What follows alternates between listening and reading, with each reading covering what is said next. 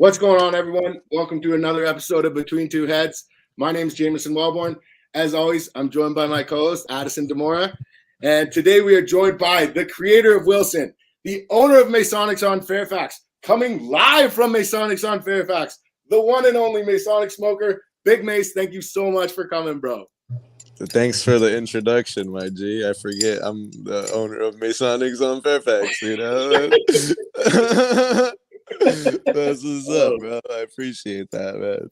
Man, I know you love your dabs. We love our dabs. This is going to be a good one. We're about to get deep into it. Before we start touching on all the cool projects that you got going on today, as always, we want to take it back and learn about those early days. So you grew up in Compton. What was that like? What was your childhood like? I grew up on 111th and McKinley Avenue, which is like in the 90059 zip code, which falls under like Watts, South Central type of deal. So I grew up there like till I was 18, to say the least, you know, and then I moved to Compton, which is right next door. And that's kind of where I've been growing till now, for sure. So let's take it back to Watts and talk a little bit about what childhood was like. Like I want to learn a little bit more about what Lil Mase was like growing up. I know we've talked about, you know, I've listened to a few of the interviews you've done, and I wanted to know, you know, what was family like growing up? Was cannabis present? Was that something that you were aware of before you became aware of it? Cannabis, the way cannabis was present as a child and growing up in the hood was you'd see like zigzag wrappers on the ground and you'd smell it around. But, you know, that was like my first literal and figuratively whiff of cannabis, was smelling it in the air. And I'd just be like, as a child, I remember it was like core memory, like, damn, what's that fucking stank, you know? And I always liked it, even as a little kid. I wasn't like, oh, that's nasty, you know? I was like, damn, like, that smells kind of good. And it smells like nasty, but it's good. Like, I could deal with that, you know? And, you know, that was my first whiff of weed. And, you know, as time went by, I would hear it in all the rap songs, because that's what my dad would, you know, listen to. We listened to rap, but he didn't smoke weed. He didn't want us to smoke weed. Like, that was not the wave, especially in the hood. You get caught with weed, like they'll fuck with you, you know? Like, that's what he thought as well, and partially true. So that's how much was music an influence on you growing up? You touched on that a little bit, and I see, you know, following your social media, you're very active in the hip hop culture. Was that something that was adopted at a young age? Yeah, my dad, you know, he's in the lowrider culture, so he like you know, that's what they listen to. They listen to hip hop. And on my mom's side, they're like more. My grandpa was a musician, and all his kids were musicians, and they listen to like rancheras and stuff like that. So I got, you know, the best of both worlds as far as, you know, the urban was concerned, the urban inner city music, and, you know, the ranch Mexico lifestyle. Yeah. So that's what I grew up on. Those are the roots of my music expansion, for sure. Were you exposed to like agricultural communities, or were any of your family involved in agriculture growing up? Yeah. So as a child, my parents would make us go live with my grandpa every summer vacation, every winter vacation. And that's what he did for, like, you know, to make money. He would plant corn and harvest corn and plant tomatoes. So, you know, they would make us go do that. Like, hey, like, you're going to go, you know, plant corn, or you're going to go harvest corn, even to the point where we even made our own. They're called piscadores, and I don't know how to say it, but it's like, it's how you harvest the dry corn, and you throw it into a petaca, which is a fucking thing made out of like straw. And I'm like literally in 5th grade doing this shit, fucking throwing corn into the back of a basket, throwing it into the back of a pickup truck. So I was exposed to agriculture pretty freaking early in my life, you know? Absolutely. So what was your first experience with cannabis like? First experience with cannabis was in Mexico. My grandma, she was very like free and liberal. Like, she just let us do whatever the fuck we wanted. And like, first time we found like a tobacco plant, she let us take the tobacco, dry it, and smoke it in fucking, you know, school paper, you know? And then one time the town drunk had gave one of my uncles, he's only a year older than me, you know, a big bag of fan leaves, and yeah, we smoked some fucking fan leaves. So that was like my first exposure to cannabis was like 5th grade, you know, but we didn't get like high. We were just like smoking, you know, whatever the fuck. So in other interviews you've done, you talk about, you know, coming up and you actually share the story about your grandma buying you chips so that you could hustle chips and candy and like work like that on the side thing. Was that something that like you were born with, or do you think that that came up from being around, you know, other hustlers and other people who made things happen like that? I I don't know, man. Even like, you know, before the chips and the snacks that she would get me to double up on or just kind of maintain my habit, I was always like a dude that grabbed his Pokemon cards, organized them really well, and like put 50 cents, a dollar, you know, blah blah blah, and just like I was always, you know, like that. I don't know where that stemmed from. My father owns and operates a tow truck company, but like that wasn't till like later on that he like settled that. But you know, safe to say we were always hustle and bustle, and you know, my dad was always like, you know, make sure you take care of your pocketbook type of thing, you know. That's very cool. So in school early on, were you like quietly reading comics in the back of the class, or were you like a distraction that the teachers have to manage? Oh man, I let me think. Like I didn't have comic books and stuff when I was a kid. Like that was like something I always wanted. I always liked the superhero concept. I always there was no internet. There was just a couple of movies that we had. A show would come on. There wasn't like Netflix, so like every time you got exposure to like a superhero, like you had to be there and you had to watch it right then and there because there was no like going on YouTube and rewatching Batman. There was none of that. Like you really had to watch Freakazoid when it was on TV and watch whatever. So I was always a fan of just the cartoon world, and that is kind of like the comic world. So as soon as I got a little scratch, you know, around 9th grade, you know, my parents got a little bit, you know, their little scratch. I'm like, I told my mom, I'm like, hey, like take me to the comic store. Like I've always wanted to read comics, and I grabbed myself a stack, and ever since then I've been an avid reader of comics. But in school I was always like kind of quiet, to be honest. I was never like, you know, trying to distract the class or anything like that. And did you graduate from school? Where'd you graduate from? I graduated from Locke High School in South Central LA. I went to San Pedro High School as well, 9th and 10th grade, but they kicked me out of San Pedro. I was a knucklehead in high school, that's for sure. But like middle school, elementary, I was a little, you know, I just kept to myself. But as soon as high school came around, I had to be a little bit outspoken with all the freaking assholes that are in high school, you know? So LA's probably crazy, so I can imagine. Yeah, no doubt. What when did you grow your first plant, Mace? Probably like 9th grade. I remember just popping a seed into a solo cup and just letting it ride out and kind of die. And that was like my first time popping a seed.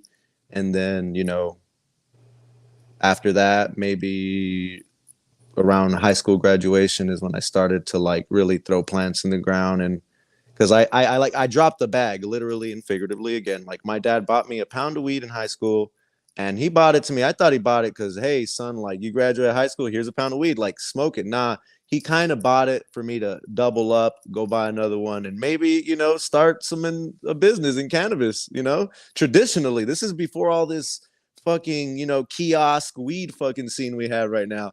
So yeah, that happened, and now I dropped the bag really hard on that one. Like I just smoked most of it, made a little money, spent a lot of money, and my dad's like, "So where's the money?"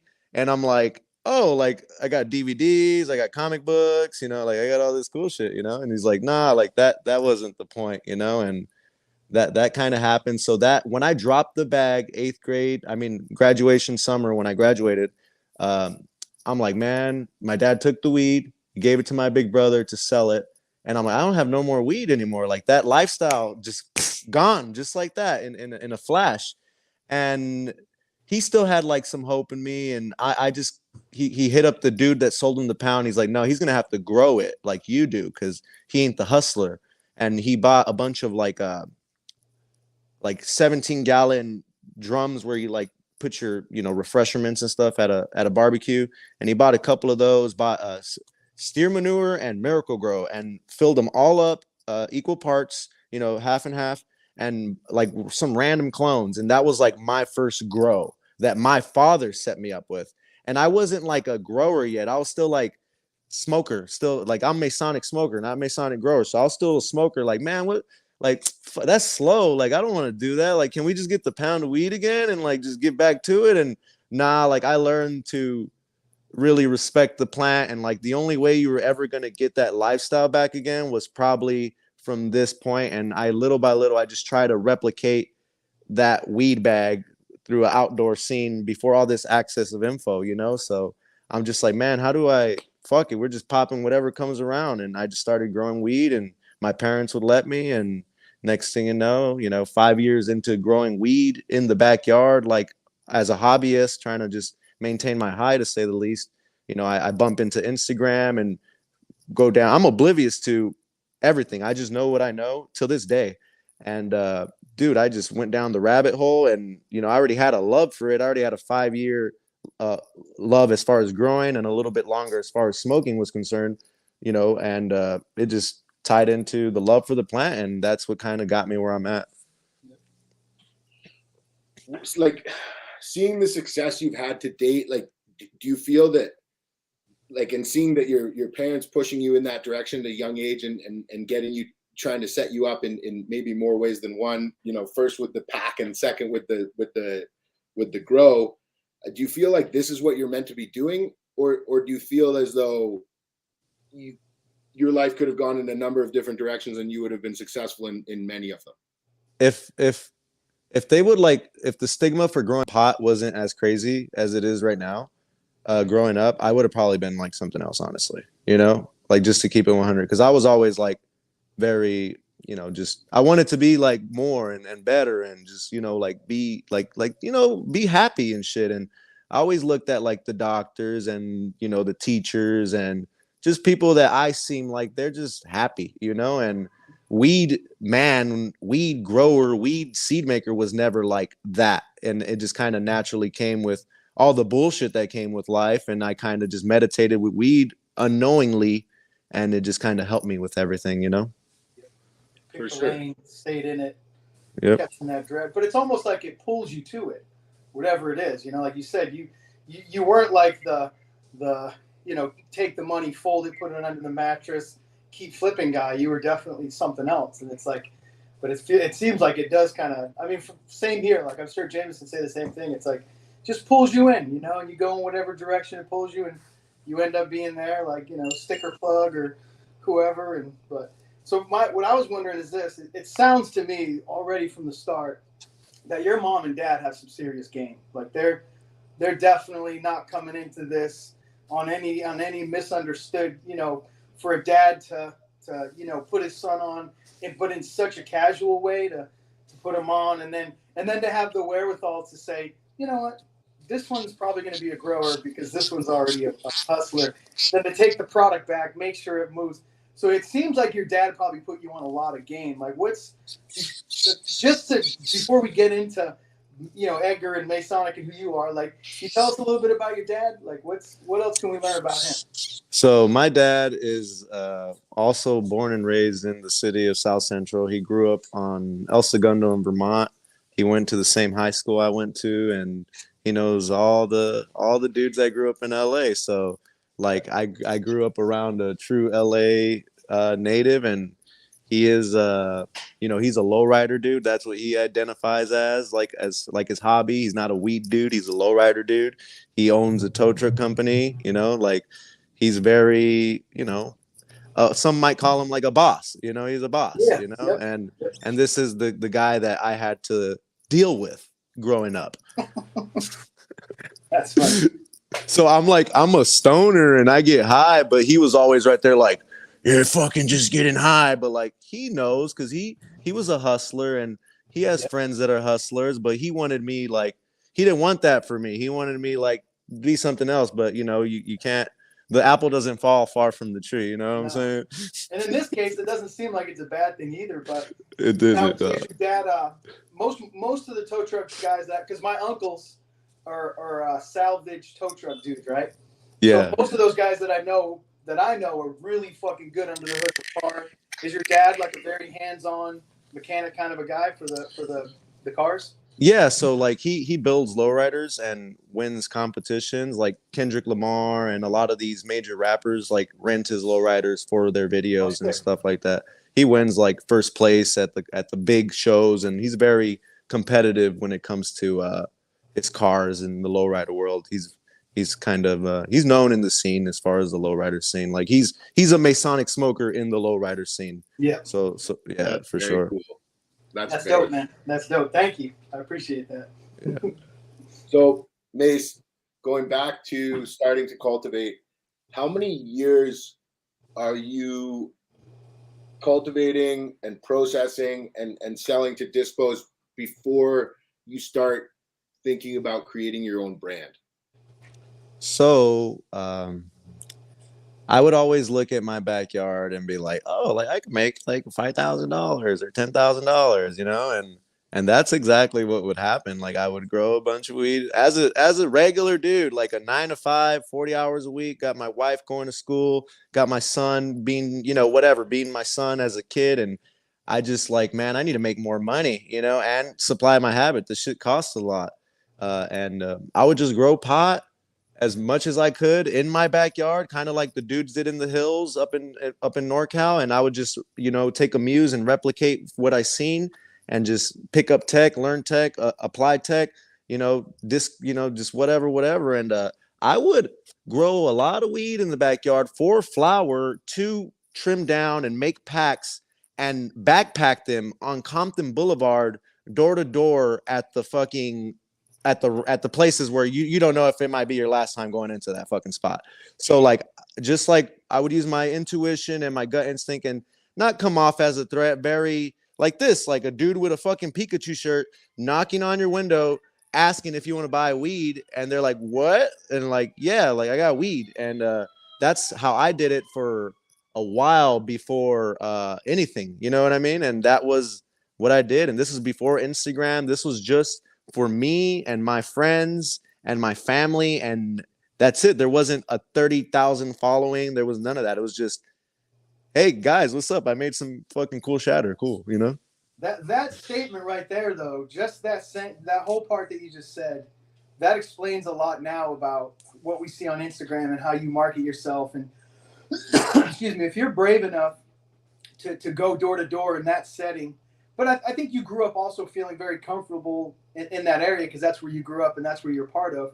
But still being able to do that, knowing that, it helps me understand a lot more about what I see online from you, because you just seem like you are so comfortable and sort of being yourself and allowing that to just represent who you are. So no doubt.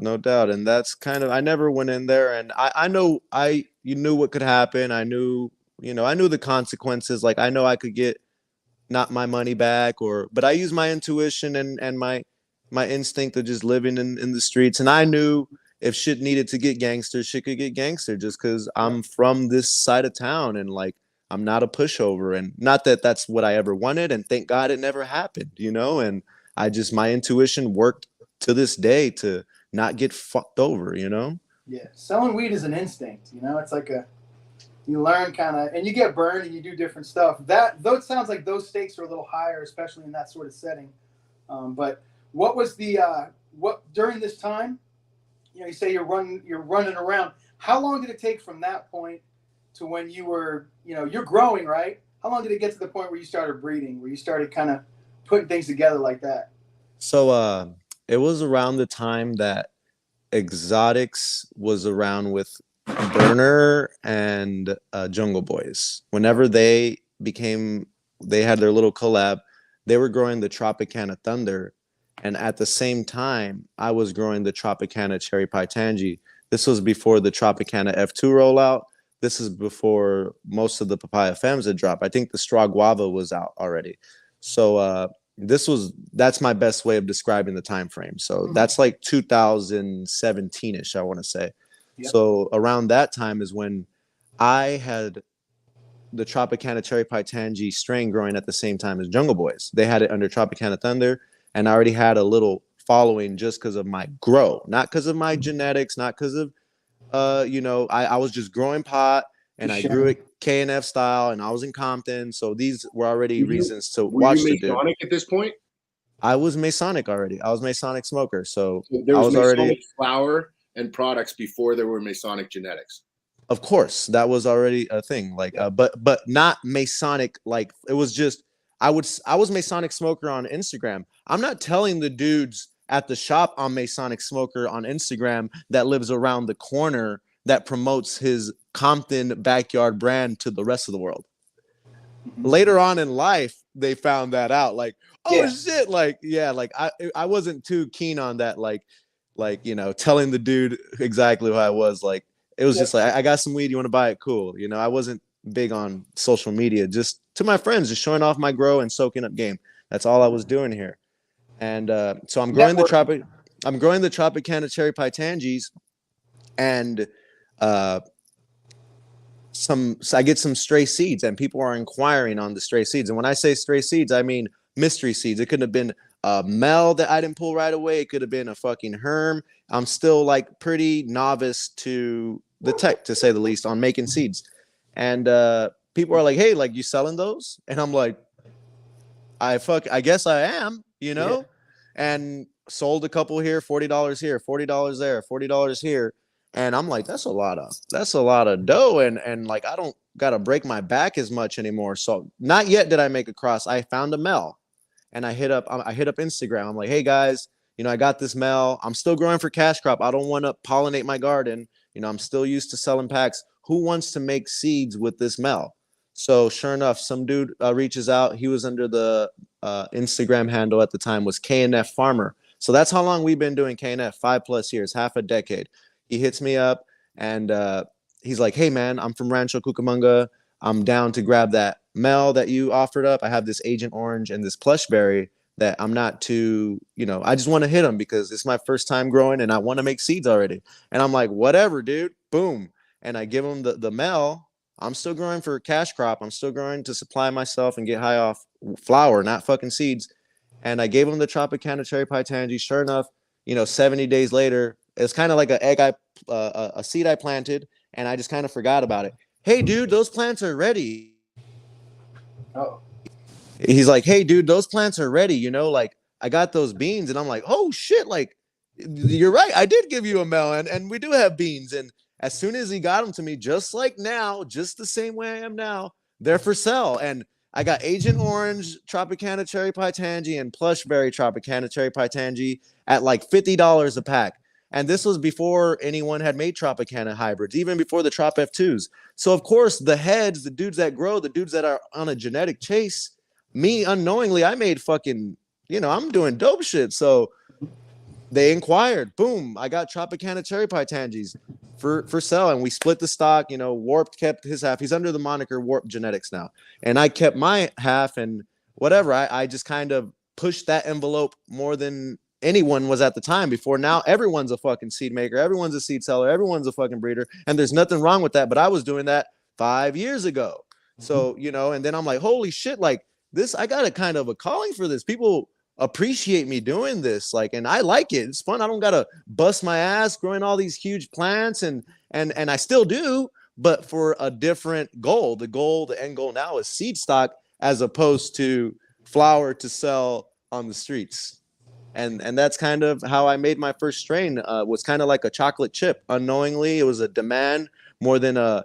Yeah, of course, I didn't do it for God. You know, I did it because I've been growing weed for money and sustain my habit. And growing this seed I love it too. But it just so happens to hit all those markers too. You know. So was it immediately after that first cross and sharing the sales and the release of that cross that you were like, okay, this is something I'm going to start taking seriously? Or was it something that you slowly built into? Slowly built into. So I did this pollination with the good graces of, you know, the makers, Oni. They kind of seen it and they're like, cool, we're friends. Everybody's happy. And this was Harry Palms at the time because he made that stock. So Harry's like, cool, like fucking dope, you know? And now I'm getting Oni's attention, you know, because he's the creator of Trop F2 and kind of the guy that rolled out Oni and just like made it what it is now. And the reason everyone loves papaya and the reason everybody loves Trop is because of the way Oni rolled it out. That's facts. And I got Oni's attention, and they were having a show. I think it was Chalice, where they did the original Papaya Femmes, well, the second round of Papaya Femmes, and the Tropicana F2 rollout here in Adelanto. So I made it my mission to go out there and grow those for weed, right? I got the seeds, and I'm growing them for weed. But somewhere around week 3, I hit up Harry Palms, and I'm like, hey, man, I got this Trop F2 male, and I got your Papaya Femmes. Like, should I make it happen? Fuck yeah, he said. And boom, here goes another cross. But this time it's with my hands, you know? And boom, that's when I made Wilson F1. That's when I made Three Pooties. Who runs Three Pooties still? Fruitopia. They love Three Pooties. That's when I made Trop Gun. That's Fabuloso from Arcade, across the Papaya, across the Trop. That's when I made Purple Punch Papaya across the Trop. Some people still grow that. And that's when I made Dosey Papaya across the Trop. So I had made those 5 strains with my own 2 hands. And that was like, you know, the official launch of like me taking Masonic seeds really serious, you know. And so talk about a little bit about the relationship that formed between you and Oni, and was that relationship already formed by the time you're making these crosses, or was the making that cross and having that conversation really what solidified that relationship? We already had, like, I was already a team player. Like, I was going hard for Oni. I still do. I'm team Oni till the day I die. And I'm like, Oni, you know, I make memes and, you know, do like a meme of like, oh, when people see Papaya, they got to go back to the drawing board, and just like things like that. And this was when Papaya had just hit the scene. So I'm already going hard for the team, and I make a strain for the team, and I hit up Oni because I found out that Oni is actually the maker of Trop F2, not Harry Palms. So I'm like, and actually the guy, that's Oni Noodles, right? Oni Noodles, and so at the time, Oni Seeds was Oni Noodles and Harry Palms. Exactly, and it was us 3 at one time. Yep. And then, you know, whatever happened. But yeah, I'm like, hey, dude, I made these strains, and he's like, oh, I was gonna make the Wilson, like, oh, that's he named Wilson. I was gonna do Banana OG Papaya Trop, but you kind of beat me to the punch, you know, like, let's work together instead of. And I'm like, fuck yeah, like, you know, like hell yeah, you know, like I get to sell seeds, dude, like, right? Yeah, you know. And that was like, you know, I took it serious, and it was really, you know, cohesively done. It wasn't like, oh, I grabbed some dude's tester seeds and I fucked them off, and I grabbed a cut I shouldn't have had. Like no, like I did a lot of legwork and a lot of, you know, just hanging around, being a team player to this day, to, you know, have my little lane, you know. Well, it sounds like you weren't trying to be sneaky and own someone else's shit. And that's the fucking problem, that a lot of, like, a breeder who creates something, if you come to them and go, hey, you know, this, and this, I want to, you know, you come that way, it makes sense. But you see too many people sometimes, it's obvious that they're using someone else's shit, and they're just being sneaky. That's when it crosses a fucking line. So that's dope that you kept it that way. Yeah, and don't get me wrong, like, that's my flagship strain. That's my bread and butter. That's the strain that I use to sell shit to people. Like, I'm not gonna, don't get me wrong, I grow everybody's gear, but hey, I pay for it and I grow it out, and sometimes they don't even grow it themselves. So it's like, like you can't be mad at me because I did this shit, and I don't like, you know, scream it to the bank like anybody else's gear. What I'm screaming to the bank is like, Wilson. This is what I worked on. This is my flagship. This is my stud. And that's what hits everything. And that's how I built my foundation. And everything else is more artsy now. I'm not going to go and like take someone else's sauce without giving them their money or their credit or anything like that. Yeah. No, that's good. After spending as much time as you have looking through the material that you've looked through, both your own and others, how special was Wilson? Like, it clearly was very special, but, you know, like, was that something where you went, man, you know, the stars really aligned on this one to be able to give you the nail that you were able to produce this body of work with? I think there's a lot of, I lucked out, you know, like, I got a terpene profile that no one else was necessarily working with. and that I had at the time. It was like I had the right tool at the right time, and I stuck with it. Like I didn't try to fix the wheel after I made the Wilson. I didn't go hop on another project. Like I just kind of stuck to it. And I did have 5 things to choose from when I did my line. Like I had the Dosey, the Punch, the 3 Chem. Like these were my original starters, but I sat down with Oni and Harry Palms at the time in San Francisco, and we talked about what you were gonna do as you, like what are you gonna rep? Yeah. And it's the Wilson, and that's what I ran with. And it's a, that flavor profile, the banana OG cream, fruitiness with the purple on top. Like that was, I encapsulated that into seed form, and then made derivatives of it. And that's kind of what I struck the lotto with that. As soon as I did, I didn't have a mimosa, I didn't have a tangy, I didn't have a GMO, all these other things that would have been even harder to rep, because this is the team that I rep, so it was all cohesive. I mean, I think you did a really beautiful job creating that platform, and I think that other makers probably had some really special males that maybe they didn't focus on as much as they should have, because they wanted to show a multitude of variability in their lines. And I think what you did, focusing on Wilson, created international notoriety, where especially in hash communities, nobody doesn't know what Wilson is and who made it. So I think you've done a really incredible job with that. What what happened after Wilson? Like, what was it immediately like, okay, this is the platform and we have to build it? Or what was the next step in your story?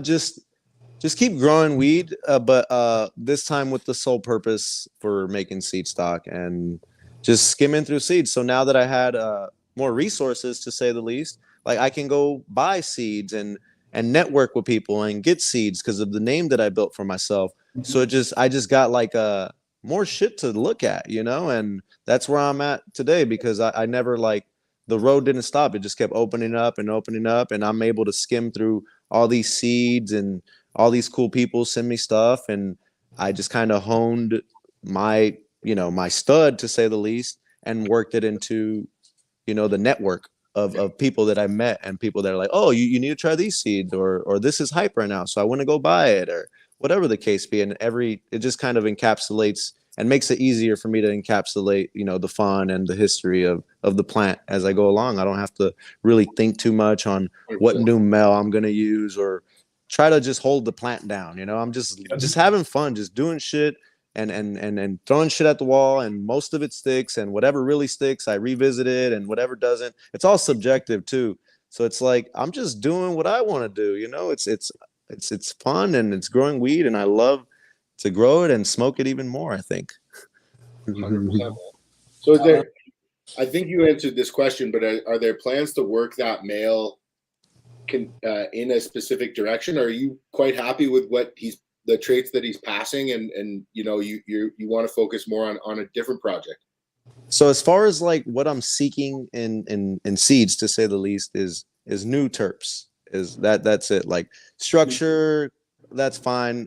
Everything kind of comes with it, with the freshness of a fresh seed pack and everybody's vision. But like I'm looking for that next flavor, that shit that nobody has. I don't want another GMO hybrid. I'll make more GMO hybrids because people haven't had any, but like I personally am not going to revisit that or like market that.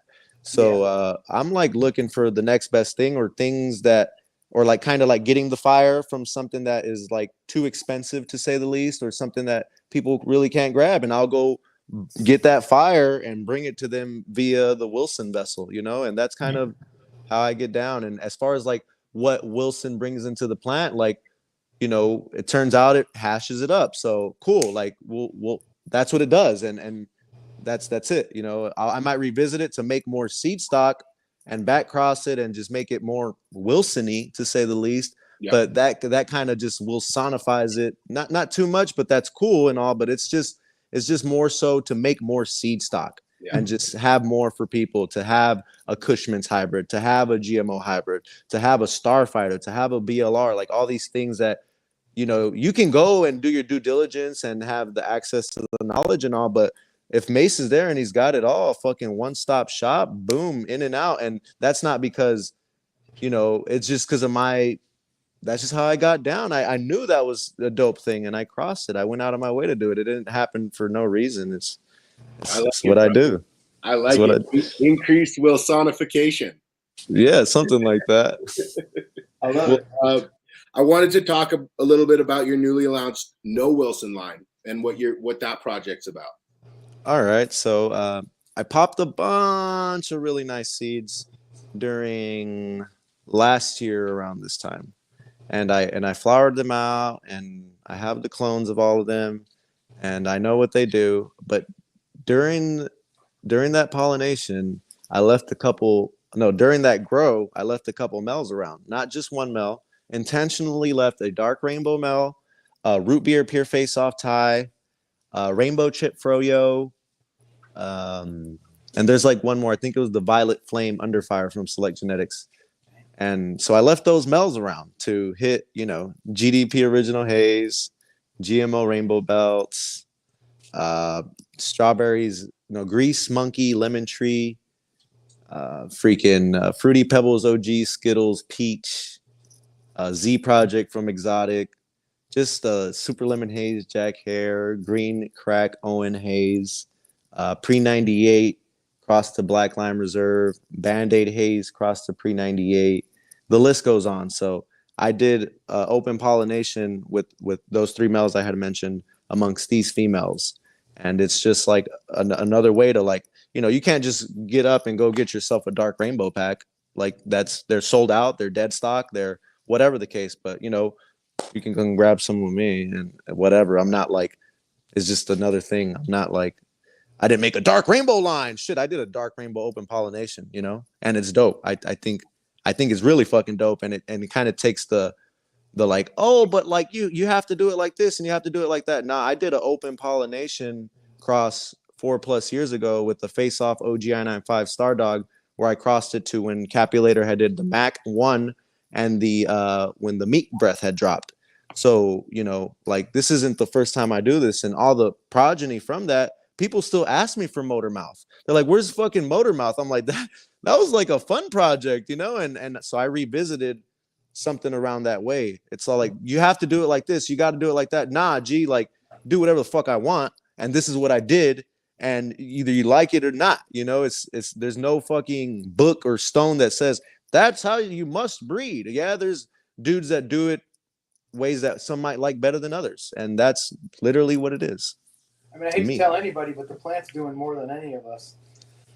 Facts. Put them together at the right time, and that's how it works. So it's like, yep. I hate when people do that, when they try to tell you that. And I think that's probably where a lot of your success is coming from. You're not asking anybody. You're just sort of feeling it out and you know, with your eyes closed, just running through that shit and figuring out what works. And if that worked before, it's a process that you apply that works again. It's fucking smart. It's worked before, and why doesn't it work? Because someone's telling you it doesn't work. Mm-hmm. Well, you know what works a lot of the time? A different fucking approach. Facts. And that's, you know, too many people want to sit. I think it's ego. They want to stamp that they are associated with X approach, and then now you're working for them, and it's almost like, go fuck yourself, man. You know? Yeah. Shit doesn't progress that way. This is like not this game. This, I am like a grower. I am a smoker. I skim through everybody's book that they drop. Like, I'm not just some oblivious dude who just is like I'm a free thinker, and I know this No Wilson shit, this No Wilson line. These are primo packs.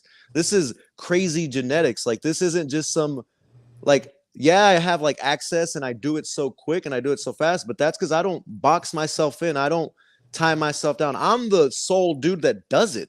Like, I don't have some dude in another state and some other hands. Like, I am well aware of everything that's flowing through these fucking hands, and it's a different vessel, and I move differently, and people are like, oh, that's how this is a new game. This whole hopping online on the fucking FaceTime with a breeder, this is all new. So it's like having a store. Yeah, these rules kill me, man. It's like, what are you talking about, bro? Like they're over there talking about rules, fucking smoking out of a Chaz banger and a Burns-O-Matic. Like, miss me with your rules. I don't want to know your rules if that's what you're smoking like, you know? Exactly. You know, it's funny is it's a great segue off of this is into our not so good friends at the DEA coming out and wanting to be our friends by making the announcement that cannabis seeds are legal, essentially. What do you think about that? What was your feeling when you saw that? I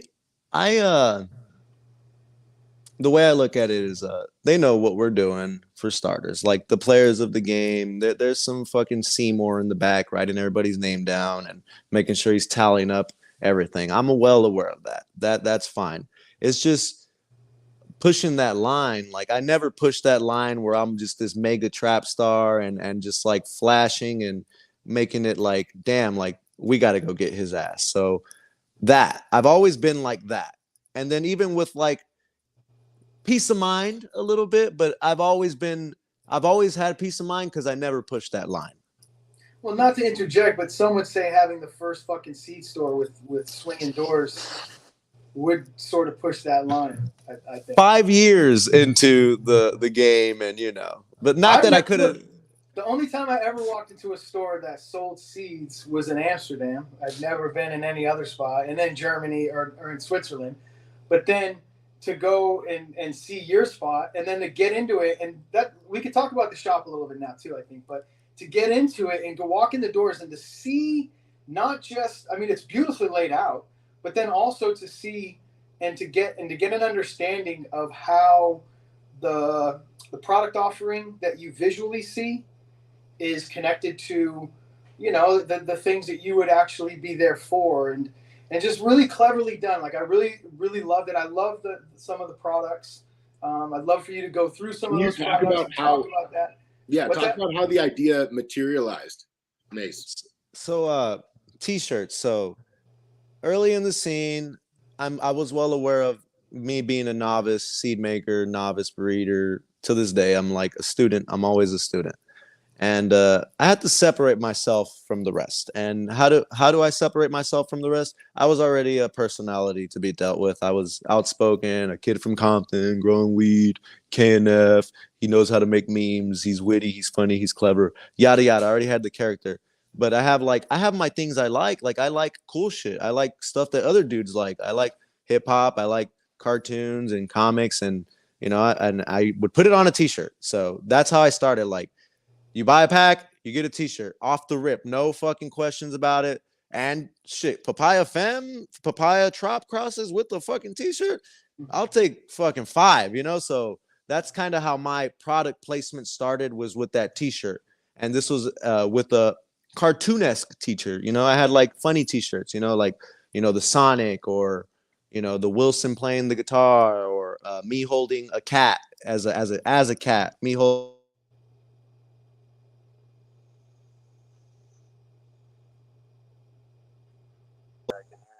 All right, so I would have all these t-shirts, and that kind of started the wave of me, you know, just making more t-shirts. And I would hit up artists that I liked on Instagram that didn't do weed graphics, and I'd be like, man, you need to make me a graphic. And it started with like Chingaderia.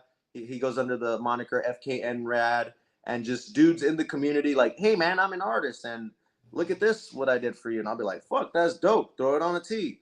And you know, throw it on a tee, and we're just throwing fucking any graphic on a tee, like very serious with my craft. And that's what I did. I took pride in my company, and I put shits on tees. And next thing you know, we're making like mouse pads, and they got the dab mats, and I'm making just random shit. And then the storefront came along, and I'm like, man, let's make an action figure, let's make a poster, let's make, you know, playing cards. We got croc giblets. It's just the fanny pack is one of my favorites. The fanny pack, and that's another thing. Like when I made the Fairfax store, like I made sure to separate it from the product that was already being, you know, dropped through e-commerce, you know, online through Instagram or whatever.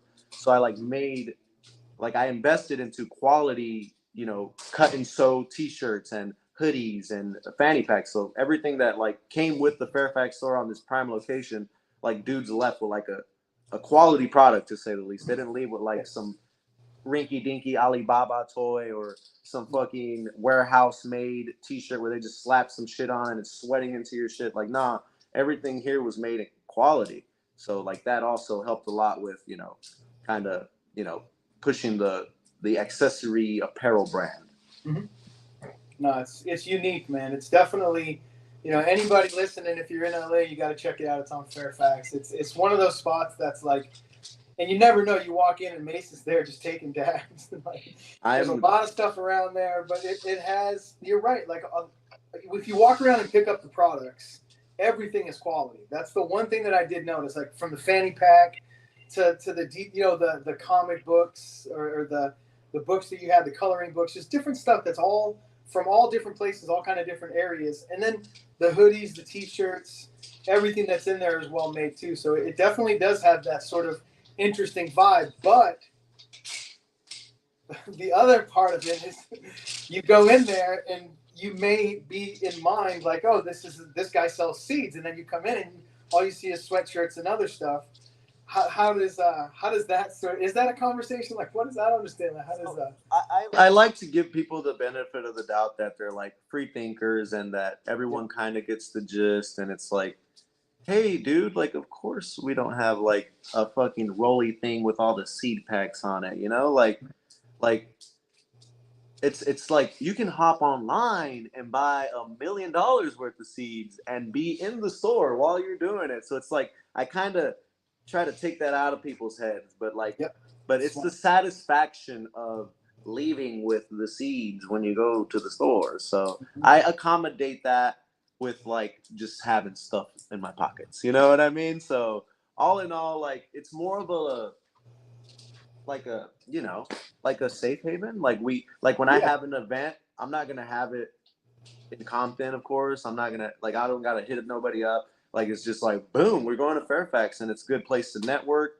I've met so many people here, and it's like a topic when people are like, hey, he has the store on Fairfax, as opposed to like he makes dope genetics. But like, fine, if that's the game they want to play, like fuck it. Like I do got a store on Fairfax, motherfucker. Like what's up, you know? And it's dope because it wasn't easy. I had to invest a lot of time, a lot of money, a lot of resources, and I really had to set my mind on this. This isn't an easy spot to get, and we got it, and it happened, and it's cool because it stamped me as like a whatever, you know, like a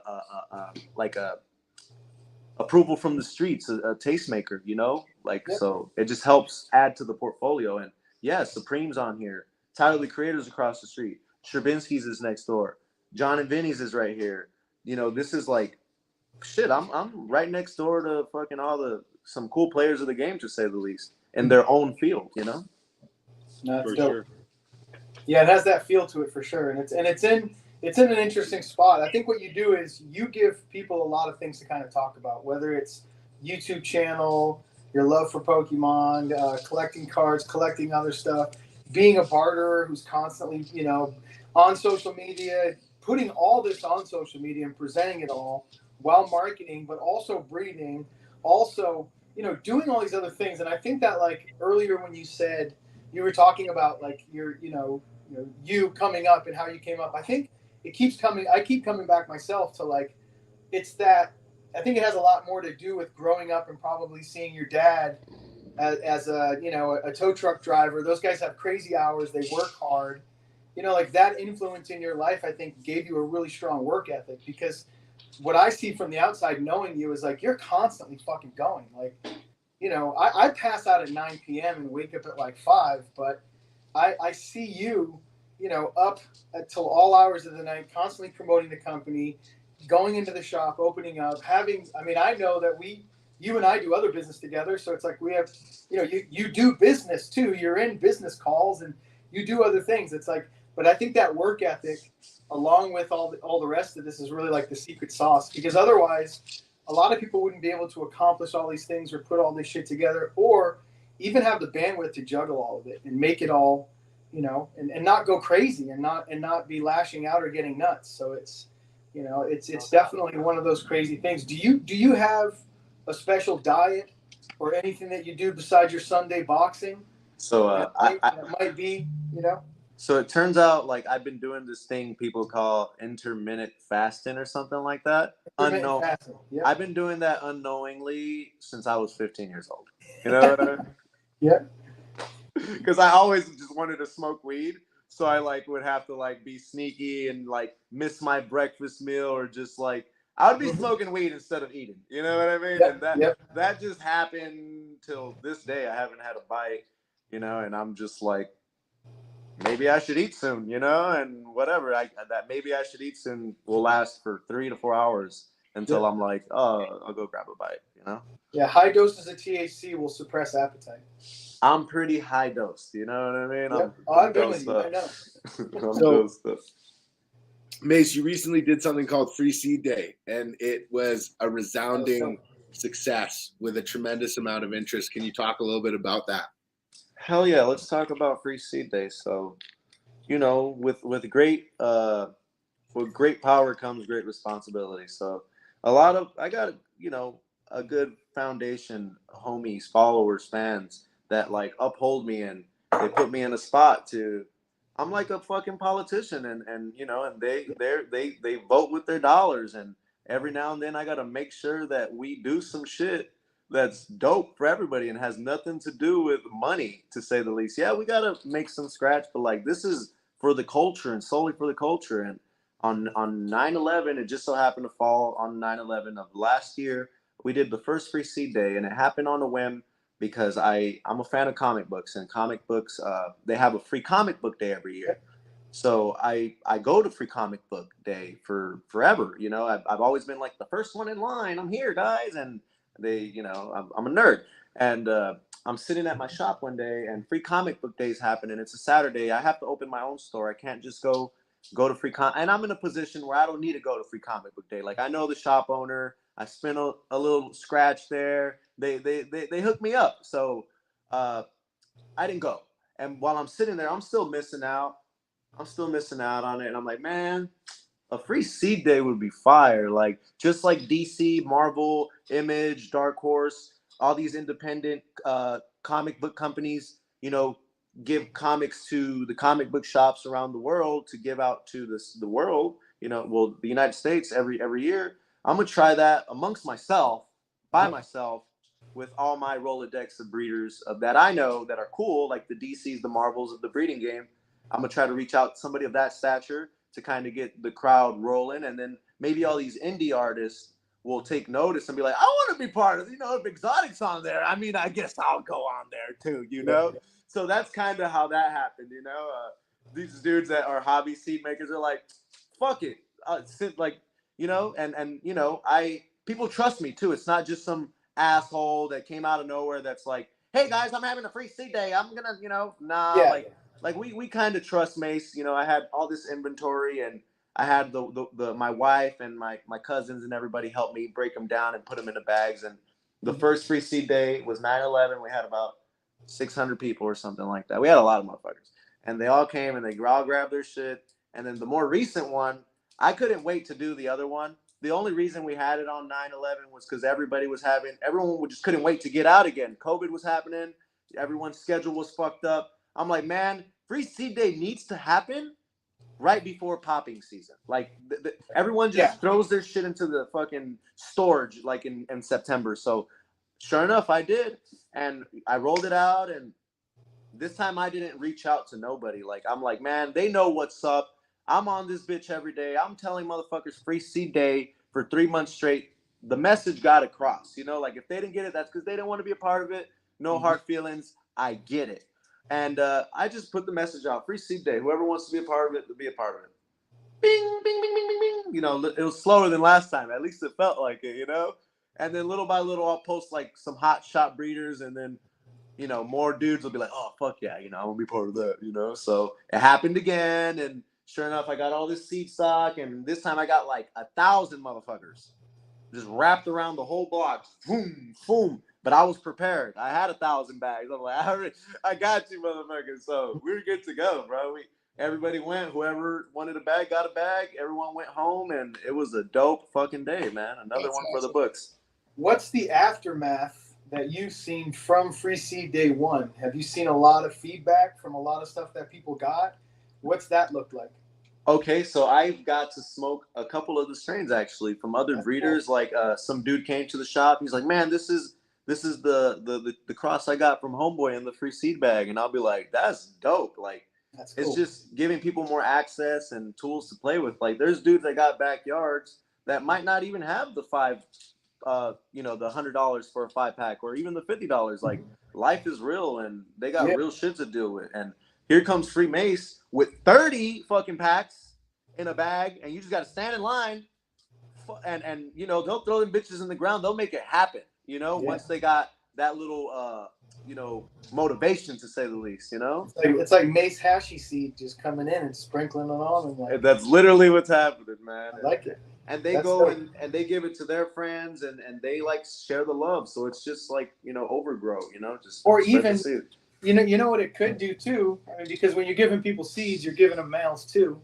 So it could you could be starting young breeders, or at least pollen chuckers who then kind of get into something else, start doing something else, and That's literally what's happening. Dudes are going out there, and they like what I promote is knowledge and do whatever you want.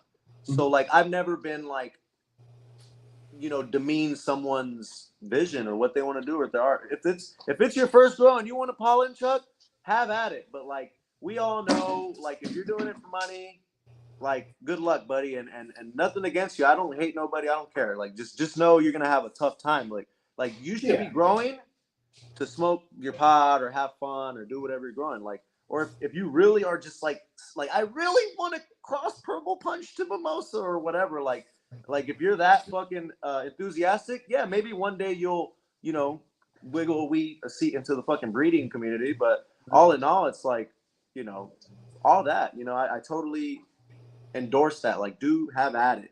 Fucking open go make source. crosses. Yeah, Open source. I think that's the best way to see stuff happen is to allow stuff to happen and to give to it and to push it along and to be a steward that helps it multiply, whether it's your time, whether it's something else. And that's when you and I tell anybody, like if you're creating a project, don't think in that old mentality like how the fuck do I lock in X profit? Like no, that's the wrong way to think. You got to think of it as how many players are going to be involved, how many components are going to come together, and if each one of those components is able to make their own money, we're all going to get paid, we're all going to do well, but we also all are steering our own lane to make sure that the fucking project gets done, and there's not one dude pretending he knows everything, putting everybody together, because you obviously can't fucking know everything.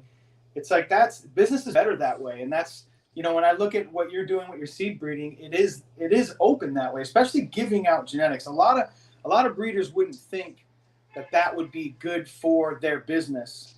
But I think people see that you're open and willing and sharing and also too, the other thing about you is that you're very accessible. That's another thing, is that if somebody has an opinion or something else, they can sort of come in and either DM or actually walk right into your store and have a conversation from you or with you. And that's a big part. You're kind of this larger sort of thing and all these different components that make it all go, but it's definitely working. I see you inspiring other cats. Like I looked the other day and I saw my buddy Ed, Cali Connection. I think they have a shop now, and I was like, oh shit, that's kind of cool. Like that, now you have a fucking storefront. That's good. That's like a good thing to see that guys are doing that and able to do that more, because it's gonna put more seeds out there, and it's gonna make it where I think that people get to scratch that itch. Like you were saying, if you're just dying to breed this with this, well, now you can have them. Now you can fucking, I got plants right here. Like you can propagate them. You can sit there. You can do selection, and it won't move. This whole thing won't move. The next crazy thing won't come if you don't open it up and let everybody fucking play. Yep. It's like everybody has the same opportunity to look out for the cat shit in the litter box. My thing is being realistic too. Like, how are you going to tell someone they can't do something? Point blank, period. With anything, like. Good luck. And they have the seeds. They're growing them out. They're like, but where's my stapler? Like, they're gonna burn the bitch down, motherfucker, if you tell them no. Like. Mavericks. I always say that. Mavericks, man. People don't want to fucking have that shit. They want to make sure that they that they have something in their head and they want to make it happen, and that's good though. You're promoting it. But. Yeah. Oh, my statement, that killed me, bro. I want to switch gears a little bit. I want to take it back. I want to talk about your first dabs, your first experience with concentrates. I know you're a big dabber now, Mase. Was that always the case? Like when you were blasting shatter, were you big into that too? Yeah. Speaking of, let me put this on mute real quick and Get loaded real quick. Let's do it. I like it. I like it. I'll join him. Oh man. I know. I should take another dab. This new banger's fucking weird, man. This thing is what do you think of bangers now? They're going. It's out of control. It went from like slurpers. I'm a huge fan of. The tech is just insane, bro. I got this what is it? Black market glass. Yeah. That's what. Yeah. Black market glass. This thing is a tornado or whatever the fuck, or Terpnado, I think it's called or something. I don't know. But here it is. It's about the slurpers. I mean, when I heard Mase in the interview, like I like to take hot dabs off slurpers. I mean, I know I found my brother, because that's pretty much where I like to live. I don't know about the hot dabs part, but slurpers I like. You just have to be standing up because. I love how you stand up before your dab. If it's a big dab, I gotta stand up. You stretch and shit. I'm doing yoga breathing and shit. I'm like resetting the diaphragm. There's real energy going into this shit, dude. It's true, man. Ain't coming out. You know what I realized too? If you watch people while they're heating up a nail and they're getting ready to dab, a lot of them aren't breathing. They're taking like short, shallow breaths. I breathe like that. What I tell people is like when you're heating up the nail, heat it up far away from you and be like, and like start taking those like deep yoga breaths and get your shit fucking flowing, because then when you have all that time to like reset the diaphragm, breathe, and then when it's time, you really get to work. You put in the best energy flow that you have on that rib. I'm doing it right now. I'm doing it right now. I'm gonna heat up, boys. Oh man. How you doing, G? Good. Yeah, no, there's definitely something special about good hash. Definitely is. There's very few things like it in life.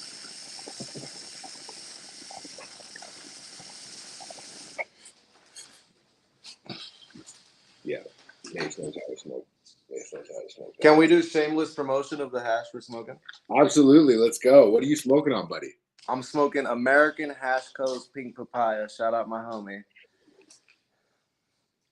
I'm smoking my homie Canadian Dabs. He's got the Fruit Joy, which is the Barbara Bud by Papaya. Love it. It out 2 keynotes from, and it is. Oh, you can't see it with the light, but it is. I'm smoking on some Guava Deep Line Alchemy, Percy 710. I'm smoking on a little bit of the Lemonheads Banana Pie from 710, which is pretty fire.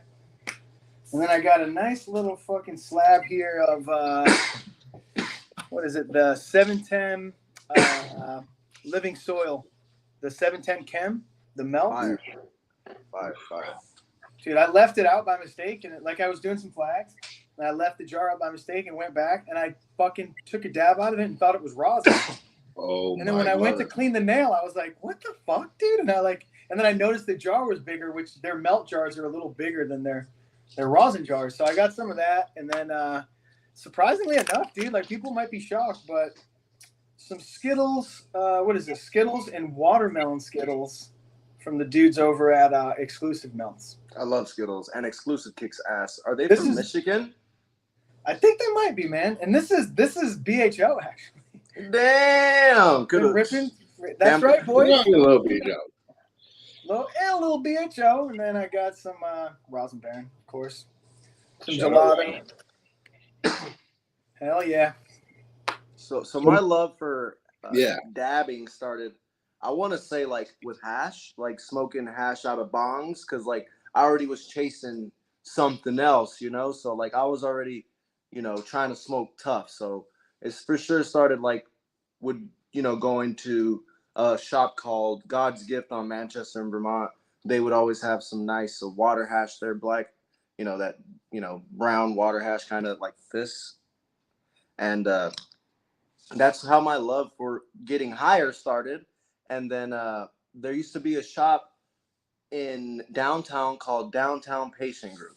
And they used to have a dab bar, and they used to have 5 grams for $50. So we would go there to go get the 5 grams for $50 because we wanted some OG to smoke in our Swisher Sweet, because that's what we smoked. We smoked OG out of Swisher Sweets, and anything that was an OG derivative, any Kush. Every now and then we'll grab a Jack, a Blue Dream, whatever, if they had other offerings. But all in all, the LA medical scene was OGs.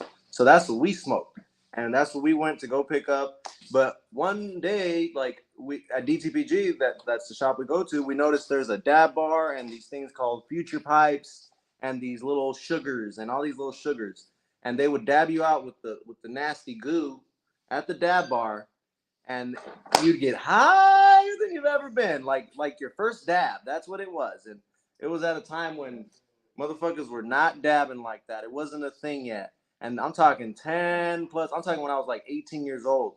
So this was, I'm 29 now, 11 years ago. I'm going, probably 12 years ago. I'm going on 30. So I'm over here indulging in future pipes. They're expensive as fuck. Like, I can't afford the $60, $80 grams they were charging at the time, which is still what hash cost, by the way. Like, the shit didn't change. It just kind of changed a little bit. So that's what that was. And on 420, on really cool days, like when my buddy had extra scratch and he would want to, buy the crazy shit, that's when I would indulge in the dabs. And it was like a rare thing. It wasn't something you just did. But as I grew more and found out how to make the bitch, oh, it was game over. Like, I forgot where I was looking on just some random YouTube video or forum. I don't know what I was on. And it's like, they showed me how to make BHO. And I literally ran to the backyard. I grabbed a 60-dram container of those old medical canisters that they used to use, and I filled it up with trim. I put 2 holes on each side, and I didn't even have like real butane, like the kind we use for our torches. I had the butane you use in a stovetop. I ran that shit through it, and I seen the gunk come out the other side, and I said, "Woo! Like, we struck gold, motherfucking." One of my friends smoked it. That shit, they smoked it, and they're like, fucking dying and shit. So I like went out my way to like do research and due diligence on like YouTube, Google, on how to like make fucking BHO shatter. And this was 10 plus years ago. Like, I see Facebook memories of like me like with like the nastiest setup, and it's cool because like I've always wanted to do it, and it's funny because one time I wanted to make hash. This is what I wanted to make, right? The way it looks, this is what I was aiming for. So we went and bought those cheap $40 bags at a hydro store, and we had like this Skywalker auto seed that had randomly came across me, and me and my buddy washed it while watching the YouTube video on how to wash, like really like dumb, but and we got like how hash comes out today, and I thought I did it wrong. Oh, well, like, this shit's light. Like, what the fuck? Well, I think we did it wrong, and I let it dry, and it was some of the best, hash from that time period that I had smoked, but it didn't click that this is what you should be doing. Like, I'm like, the yields were low. It was too much legwork as opposed to just grinding the shit, throwing it in a fucking tube and blasting it into a tray. And that shit was still like the rave. That's what everybody was aiming for. Everyone was trying to smoke like the Banff shatter, the fucking the crazy shit, the CES, I think it's called, one with the brain on it. There was so much crazy fire shatter in the dispensaries, and that's what I was trying to replicate when I was doing my outdoor shatter runs. But I didn't, genetics has a lot to do with it. I didn't have an OG. I didn't have access. I didn't have money. So I would just grow whatever odd job bag seed, whatever fucking dude would give me, So like every now and then I'll get a clone that my cousin or somebody would grab at a random dispensary they went to, but it was access to info. I wasn't on Instagram where dudes were like, buy clones here, or a dude was like, buy clones here. It was just like, all I know is Facebook and my friends and going to Weed Maps and typing in deals and fucking going to places and word of mouth. That's all you knew. What was your first experience with rosin like? Rosin, what was my first experience with rosin like? Let me think. I think it was around the flower rosin time when everyone was squishing their buds. I was growing indoor already, and because everyone was growing indoor, so I took a muse from everything on Instagram. I'm like, damn, that fool got gavitas and he has an indoor, man. That shit looks dope. I'm tired of going outdoor. Let me see what this shit does, So sure enough, I like built an indoor and I squished a bunch of my buds, and that flower rosin was so good. But around that time, I had already picked up like the seed hype, so I kind of just transitioned into the seed world as opposed to growing out flowers. Because trust me, like I did a smart decision. Do you smoke flower anymore? Yeah, I smoke flower, but not like I smoke hash. Like I roll up joints when people give me weed, and I'll keep them around and I'll smoke them. But like, I'm not like I smoke dabs. Like I need my dab. I don't need a joint. I hear you on I hate that. to sound like a crackhead. No, smoke any BHO? BHO, I try to not to, but every now and then some people that I like respect will come around and they'll like have BHO and they'll deem it worthy, and I'll indulge, and that's very rare. I'm the same way. I smoke BHO if it's a strain that's not going to produce in solventless that you don't see. Yeah, like that's for sure. Do you want people to think of you as a hash breeder, or do you feel that you're that pigeonholes you, and that's just sort of the Wilson line that should receive that notoriety? I'm not too big on that. Like when people say like, oh, so like you breed for hash only. And I'm just like, bro, I breed, like I make seeds for everything. Like I cover every time a dude drops a seed, I'm not like, I want to grow everything. I don't not want to grow. It's just whatever comes, I'm into it. Let's see what it does.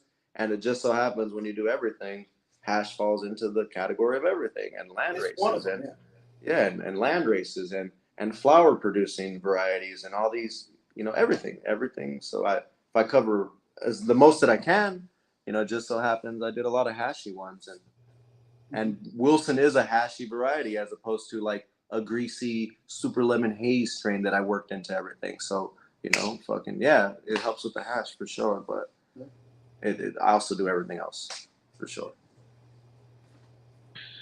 So let me ask you then, have you been able to ever associate anything in early stage veg or late stage veg, early stage flower that would tell you that plant would be good for hash?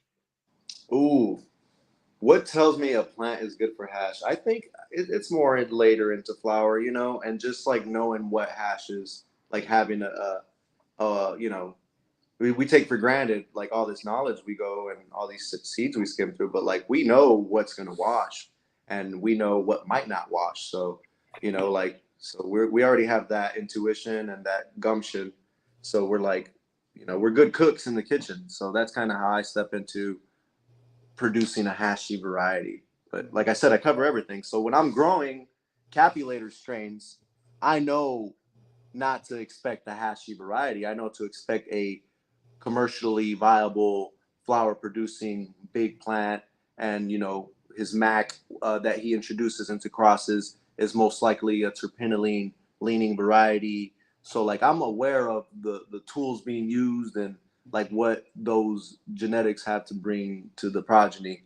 So it's like I know what is going to happen for the most part, except for the new books that I'm looking through, and it's like, oh shit, like all right, let's see if you hash, and that's what I kind of look for, is all the new shit, like the root beer that Mean Gene is pushing really hard. Like I already got akin to that, or like exotic. He has the Scotty Too Hottie line, nothing too crazy, but like I'm into like looking at books that I haven't read yet. When I say books, I mean strains. So like I'm looking for like anybody's ATF representation. Like what's ATF to, all these breeders, because they all got a different rendition of it, I'd imagine, so I'll compare those notes and say like 5 breeders all made ATF crosses, and 3 of them kind of link up. That'll be the real one, the one that's more common, and that's kind of me doing my own legwork, because not that no one, but like it's is new to me, and no one's kind of doing that. And that's kind of what I do, you know? So I'm not holding my bearings down. Like right now I grew AK Bean Brains Romulan. So now I'm like going to go try to get Romulan genetics, Romulan, and see how it compares to his, and maybe kind of reach out and put the bat signal out for more Romulan varieties. Or I grew Michael Hinden, rest in peace. He had an Acapulco Gold from Mountain Organics that, you know, I got in the worst way, and I grew it, and it was a very sativa-esque, terpenoline, fucking Jackie smelling plant. And then I got some Acapulco Gold hybrids from my homie Mark, I think it is, and they were nothing like that. So I'm just like, you know, yeah, I'm just like, what, like let's just find more shit and grow it. So that's kind of where I'm at, you know.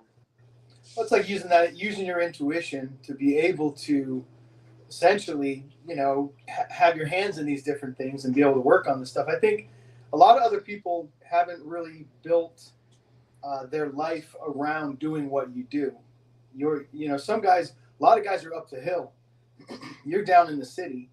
So it's really different, you know, and kind of how you were able to create, you know, or the machine that sort of created, you know, because environments are really responsible a lot of the times for what things that, you know, come out of them. And it's like the city environment, all of these different things, you know, that work ethic and drive, and then now putting all that together and getting to kind of see all of it and what it creates and what you're there. It's almost like a studio that is creating other things based off of culture, based off of what you're seeing, because it's such a perfect mix. Like when I see a video online of you and you're talking about whatever it is that you're promoting, it's always unique. It's always kind of your own thing, and you can tell that it comes from what you're doing. But it's done in a good way too, and it's almost like, did you go to college for any of that stuff? Was there any point of this when you did go and like learn how to market and do anything else, or was this all just kind of like natural for yourself? So I actually did go to Compton Community College for a little bit, and I did go to a class for public speaking. But this was like, you know, I didn't know it was gonna come in handy, and you know, and you know, like, you know, freaking, I like school. Like I read my little comics, and I know how to be a smartass when I need to be a smartass. Yeah, your kids seem pretty smart too. That's, you know, it kind of passes through, which is good. Yeah, they're you know, they're chilling, man. They're little Ellie's gonna be 2 in a couple of days, and she knows the alphabet already. It's kind of scary. Yeah, it's really scary. Cool. Scary, yeah. That's cool. Wow. Yeah. So let me ask you this, Miss. You talked about your first time washing hash with that auto back in the day. Are you drawn to the art of hash making, or do you find yourself more pulled to the cultivation side of things? I like to grow it. I respect the hash makers and everything, but I don't like to bug people or inconvenience anyone or ask for shit, let alone. So I've never been like invited to go to see a full hash process, you know? So like no one's ever been like, hey Ed, like want to come with me and just like watch me spin the paddle, to say the least, you know?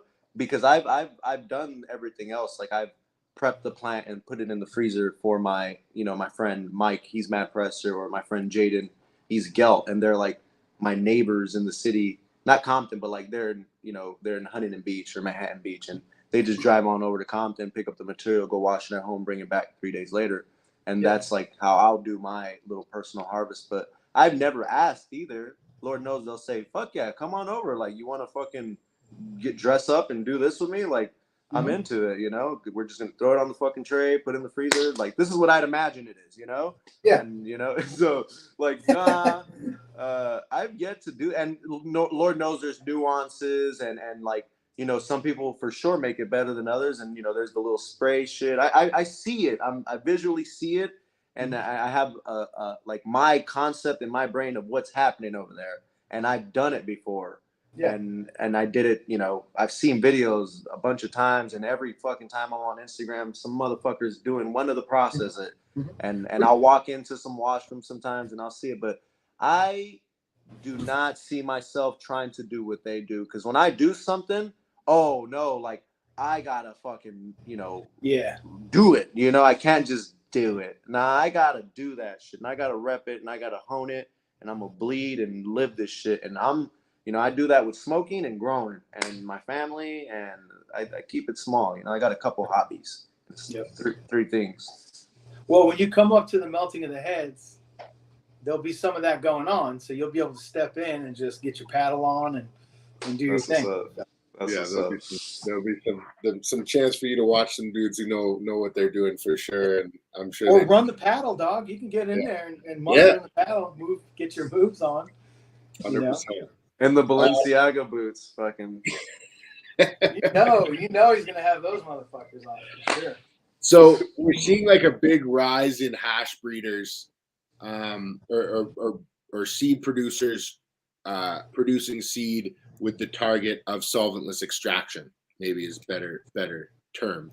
I wanted to know what your thoughts are on the plant's ability to produce resin. Do you feel as though we've more or less seen that ability maxed out with a GMO, or do you feel like there's a lot of room for this plant to do some incredible stuff? I wouldn't say it plateaued, but I would like a little percentage here and there, who knows, I see the people's like their smoking, rituals evolving, so that kind of plays into, them wanting to make solventless strains. So, that, the shit's getting better. If someone shows you a jar of hash rosin and you are capped out at smoking big backwoods, trying to get as high as you can, and someone gives you a nice dab of solventless, I've fucking got a lot of people over to the dark side where they're like, oh man, like fucking you changed my life. And I've done that with too many people. And I just think with the access to great solventless, good solventless, we'll have a reason to make more, solventless producing strains. And that's kind of why that happened, people are smoking it. So are you very bullish on the rise and growth of concentrate consumption in the form of dabbing over the next 5 to 10 years? Like, do you think that that's something that's going to really blow up, or do you think it's going to remain more niche? I think I don't know, I don't know how America makes people drink beer, but there's got to be some type of that thing going on, People like that shit. There's certain things that drive, but it's like a propaganda of some sort, like, because eventually they'll have their money in it or whatever. So it's all like, hey guys, like look at this respected American figure, like smoking hash. I don't know how they'll make it look nice, but like that's probably the only way they're gonna grab like the Walmart people. The glass makes it look nice, dude. That's why those two industries, the glass industry and the hash production industry, they ride together so heavily. Yeah. Because the glass is what makes it look nice. Yeah. I mean, you don't look great smoking out of a fucking piece of shit China rig. Don't get me. Hey, look, man, we all start somewhere. Shout out to Justin Benson for buying me my first rig. It was a Mobius Matrix.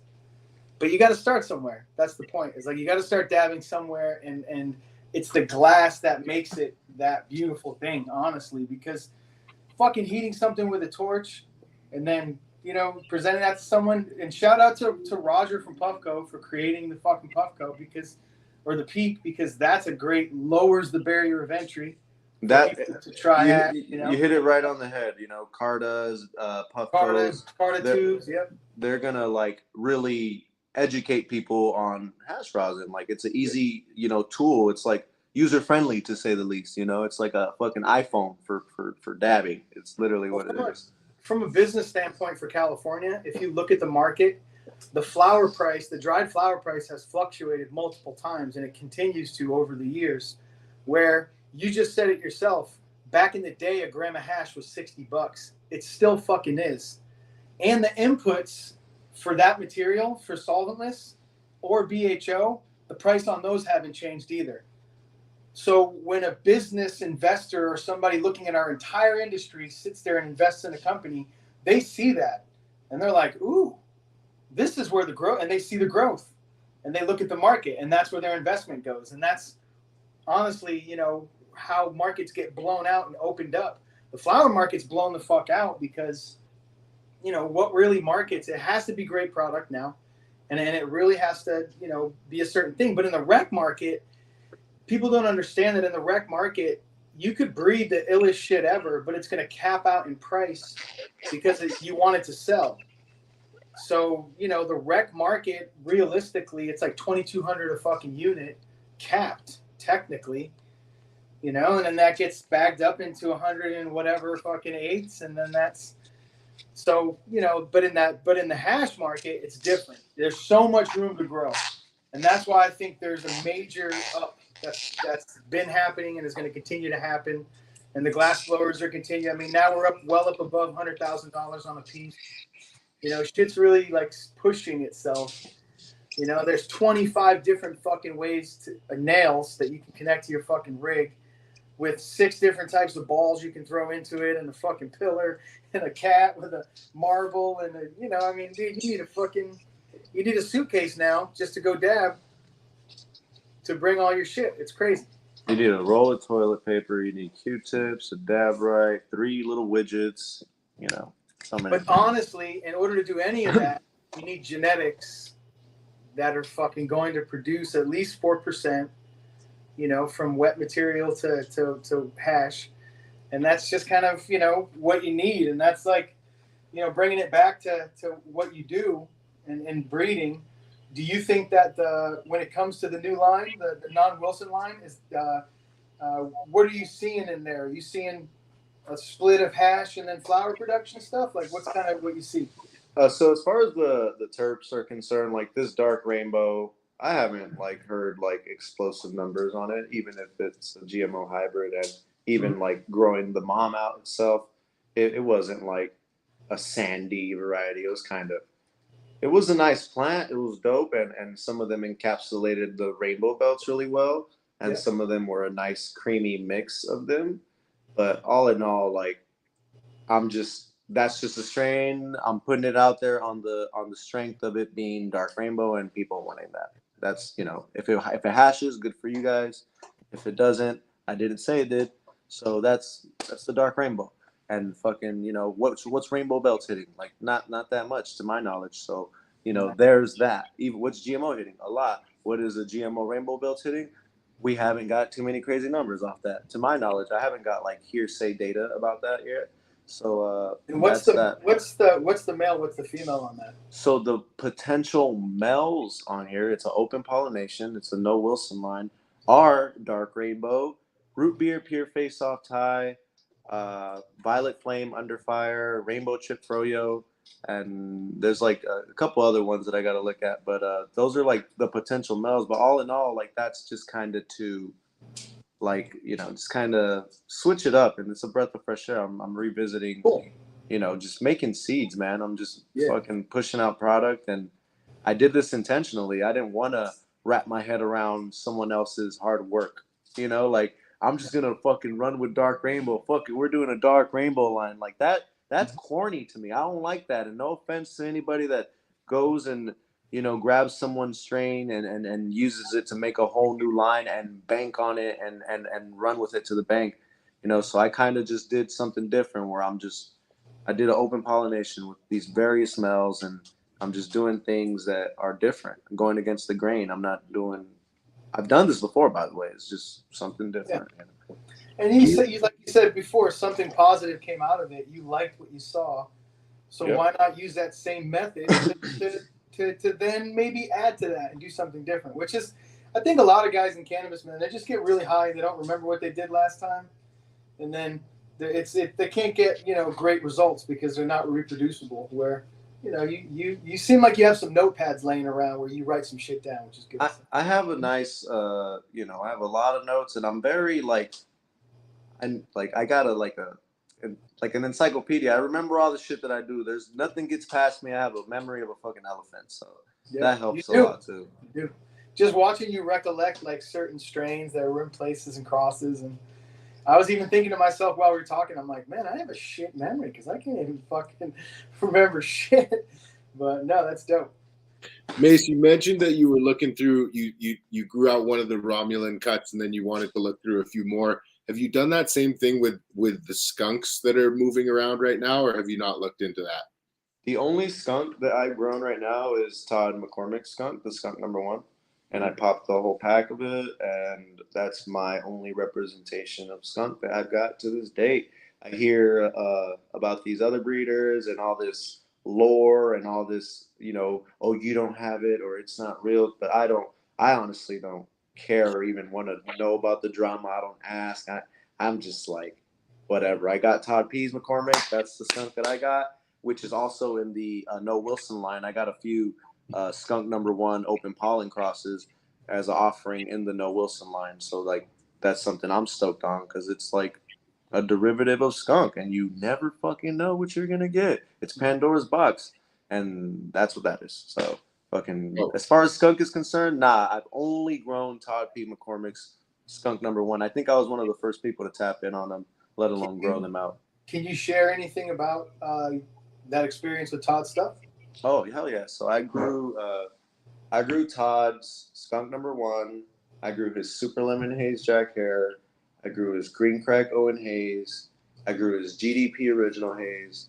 I grew his Original Haze, and his OG Kush Owen Haze.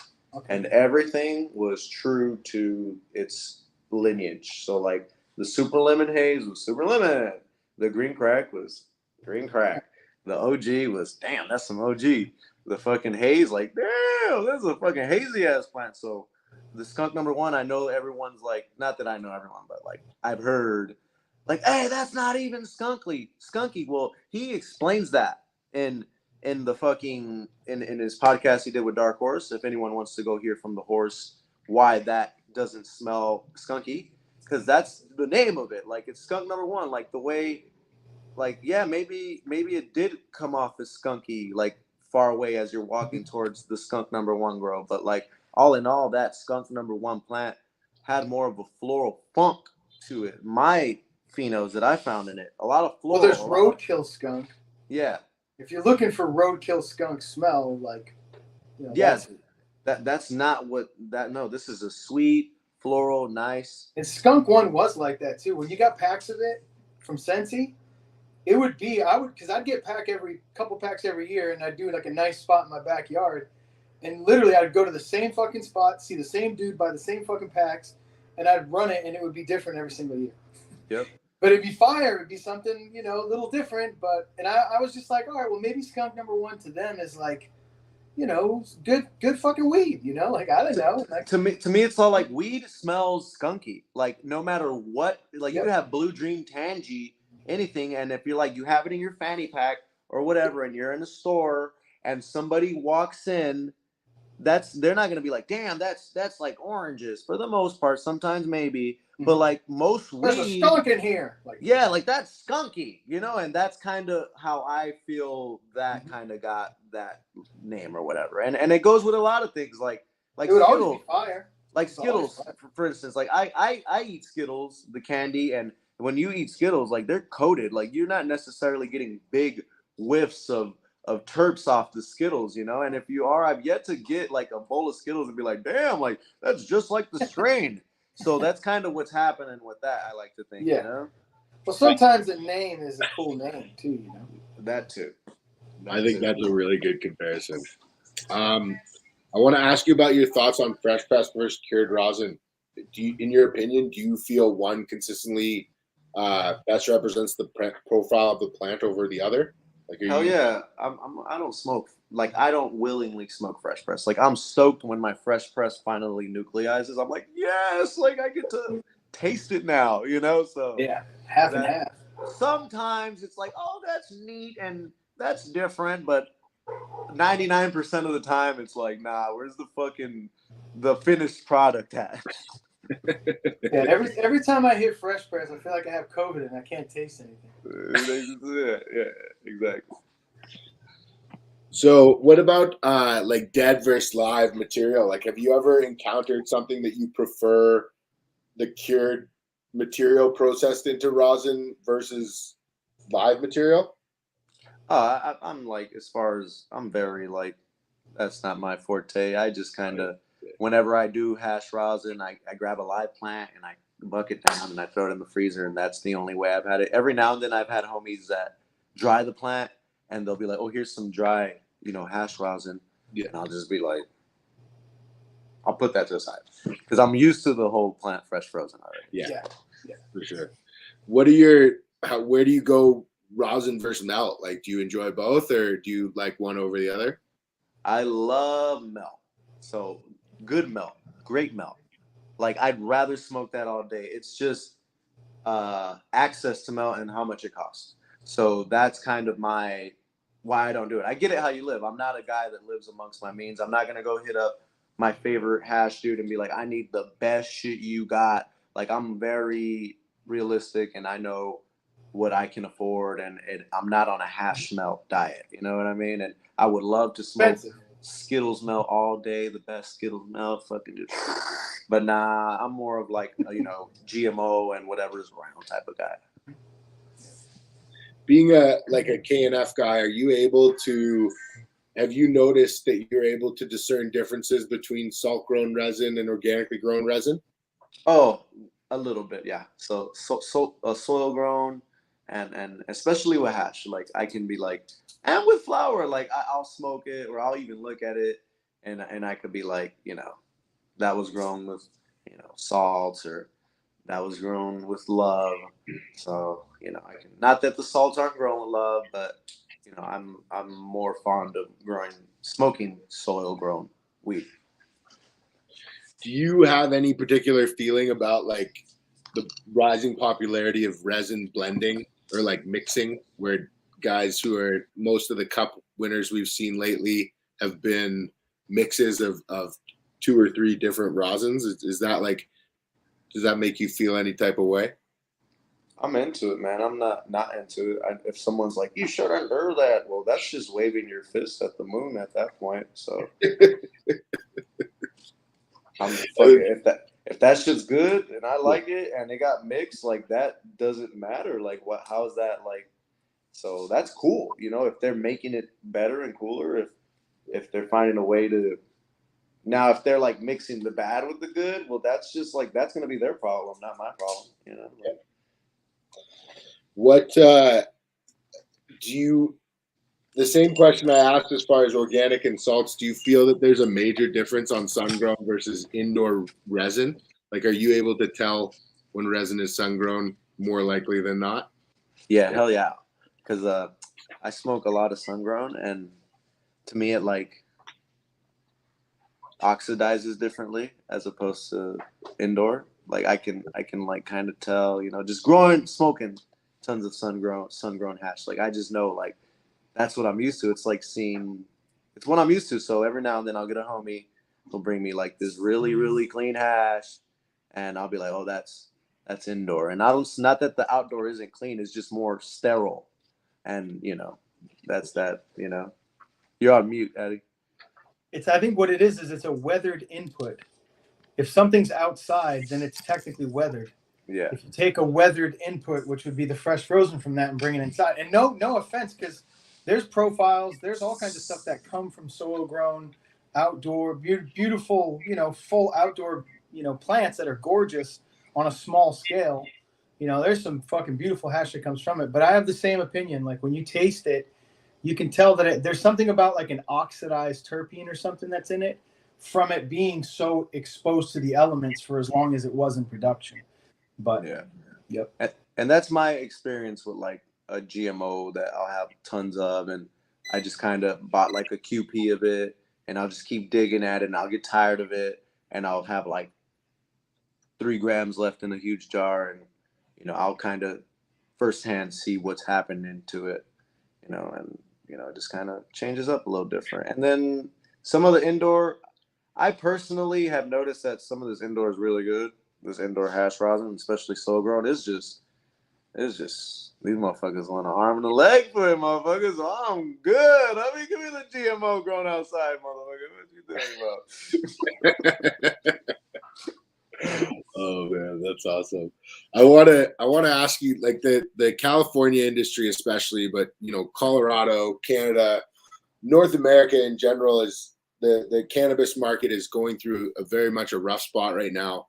How do you see the industry moving forward over the next 3 years? Are you optimistic, or do you feel as though it's we haven't even seen the worst of it? So I'm in a whole different lane, and I've never like correlated a pack price or anything like that. Like I feel what I'm doing is completely different from everyone else. So I'm highly optimistic of what I am doing with my vision, and it's just genetics and pushing forward the terp and kind of just making it make sense, and making sure everybody leaves happy. And the problem with weed is I've noticed is making sure, yeah, the farmer has to be happy, but a lot of these guys want like Nobu happy, and there's gonna have to be a meeting in the middle with a lot of the influx of corporations and shit like that. Yeah, 100%. I think that's well put. In your mind, then, just building on that, like, what role does traditional legacy business play in the like big businesses industry's future? Like, do you feel craft breeders and tastemakers such as yourself like are able to coexist with these big corporations without losing what makes you special, or do you feel that that's a fool's errand? I hate to say it, but like I don't want to be on Instagram telling people to tap in. If I could like have someone like respect the vision and the ethics and the morals and the values of Masonic seeds, and like buy me out or whatever like people see and expect the worst from, I'm for it. Like I don't want to fucking be nickel and dime, and like we're doing something big, and if we build that ourselves and make our own machine that's a industrious machine, like cool.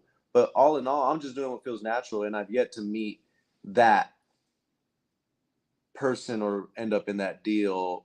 I've met people, but it's yet to execute and where it makes sense for both parties.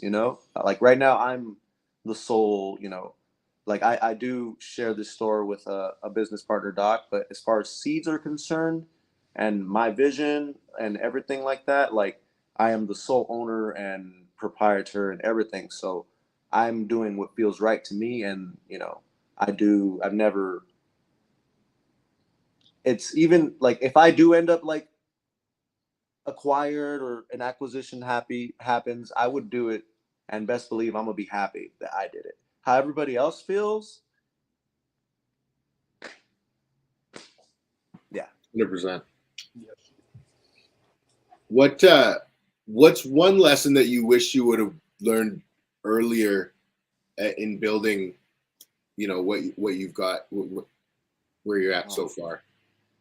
So I'm glad I did everything I did. I wouldn't change nothing, like whatever happened for a reason. So I'm glad like I went through the dark patches and the good patches. So like, but who knows, like, like, hey, don't be such a drunk ass, or like, take it easy on the shit talking. But like everything happened for a reason, and there must have been a half truth and a reason for everything. So so be it. And those are like the only two things as far as everything is concerned. Like I was working as hard as I could and using the most resources I could when I had them, and making sure I played my cards right as I went along, for sure. Everyone that I told fuck you, it's still fuck them. I never like oh man, like I should have never fucked them off. Nah, like fuck them. They deserve it. Yep. And that's how it is. Straight up.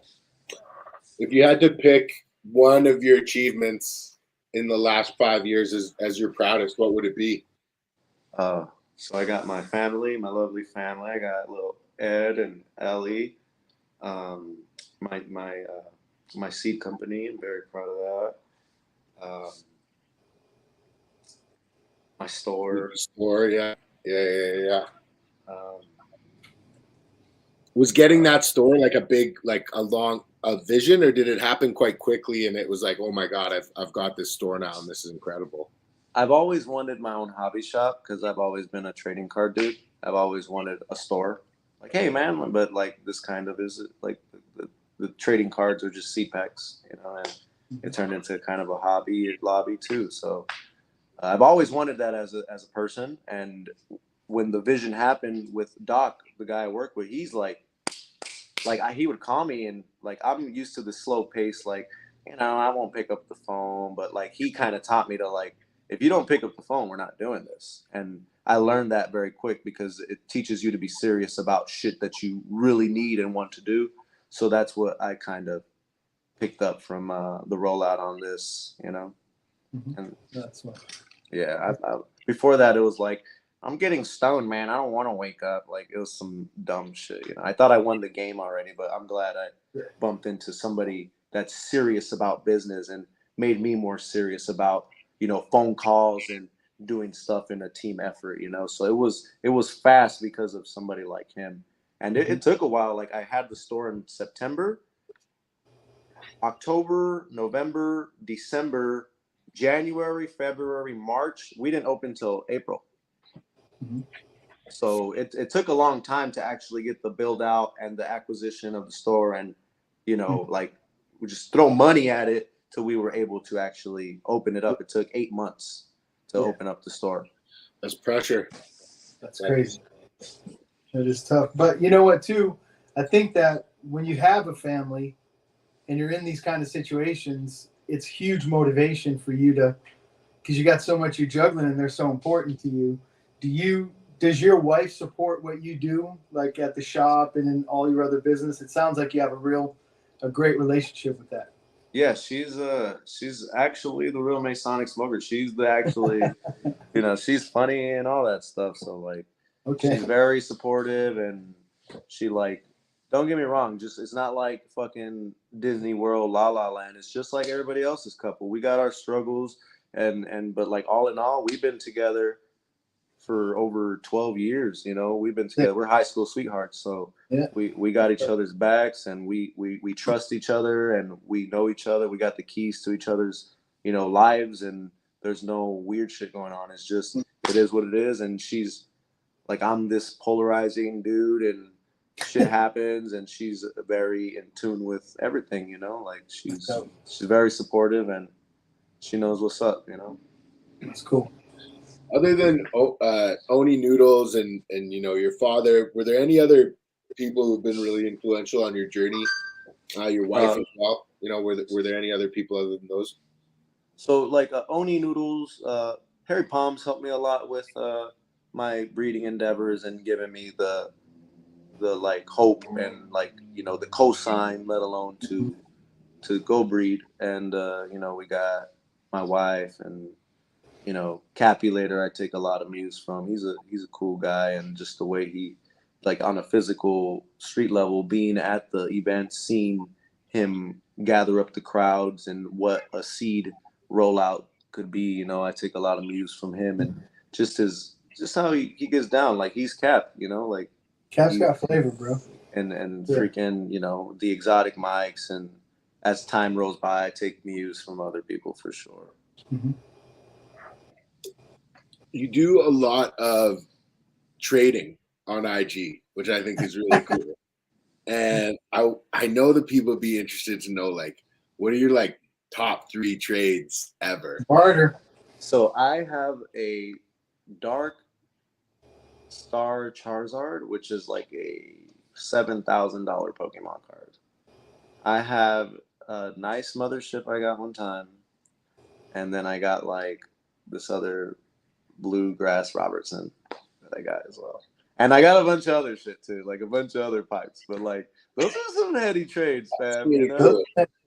Those are dope trades. Do you have other than that, like Robertson? Are you into the glass culture? Like, do you have some favorite glass artists? I am like, I like when I smoke my Siren. I like when I smoke my Dream Labs. I like when I smoke my Mothership. Like, I like when I smoke my Solani. So, like, I like it because I have it. I'm not, like, you know, I never really like, oh, I see dudes that like one artist and they, like, really go out their way to get as many things from that artist. I've yet to do that or want to do that. I'm very, like I said, I get it how I live. Like, I'm not every now and then, like, I went and bought a $600 Mothership little pipe at the Legends thing because that made sense to me. It wasn't too much. It was a good investment. It was a Mothership. And sure enough, I go home, I turn around, somebody's like, hey, bro, that's like $1,500 now. Just off the rip. Just because you bought that 600 thing, now it's 1,500. I'm like, dope. That's cool. You know, and people could afford 1,500 quicker than, you know, something 6,000. else. Exactly.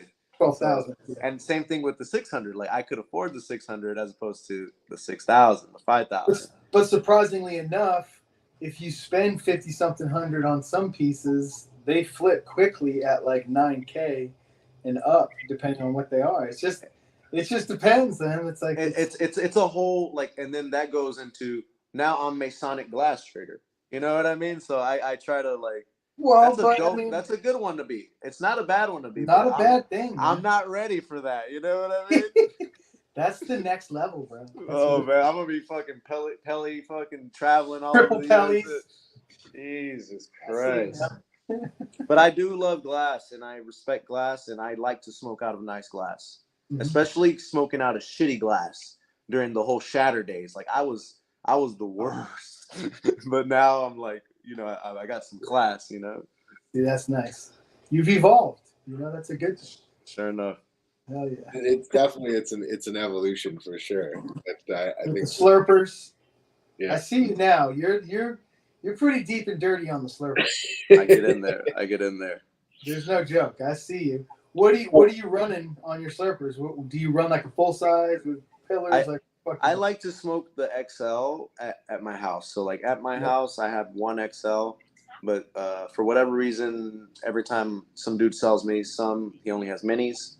So I have two minis. You know, I have a mini here and I have a mini at my farm. So every place that I am at, there has to be a slurper there. Like I'm not getting high off of a regular bucket. It's not fucking happening. If I'm traveling to somewhere for at least 2-3 days, there's at least a makeshift slurper coming with me, like not one of my original Toros, like something else, you know.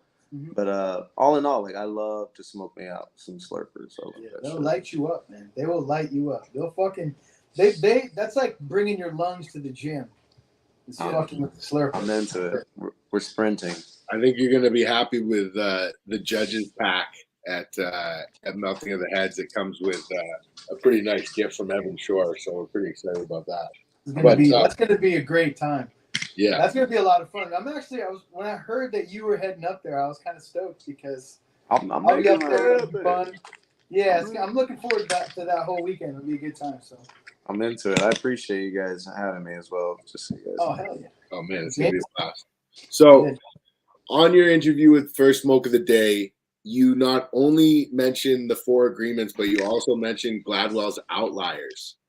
Those aren't, those are heavier books. Like, are you an avid reader, or those just happen to be 2 books that you've read? I am a collector of books. I just buy books and sometimes I read them. There used to be this Amazon bookstore at the mall for a couple of years, and I would just go in there and just fill up the bag. I go to Barnes and Nobles and fill up the bag, and I skim. If I don't like it, I don't read it. Mm-hmm. If I like it, I'll read it. I'm not gonna fucking force myself to front to back some shit I don't fucking want to read. But the 4 agreements and the Outliers, those kind of vibe with me. So they happen to be 2 of the books that I read. I was an AP Lit person, so like my teacher would make us read all these fucking literature books, and I've read a lot of books. I read a lot of comic books. Like every Wednesday I get a stack like that. What are your favorite comics? I like first one that comes to my head. Like I like Why the Last Man. I like Sweet Tooth. I like Scalped, Preacher, 100 Bullets. I like some of the DC Marvel stuff like Civil War, Final Crisis was cool.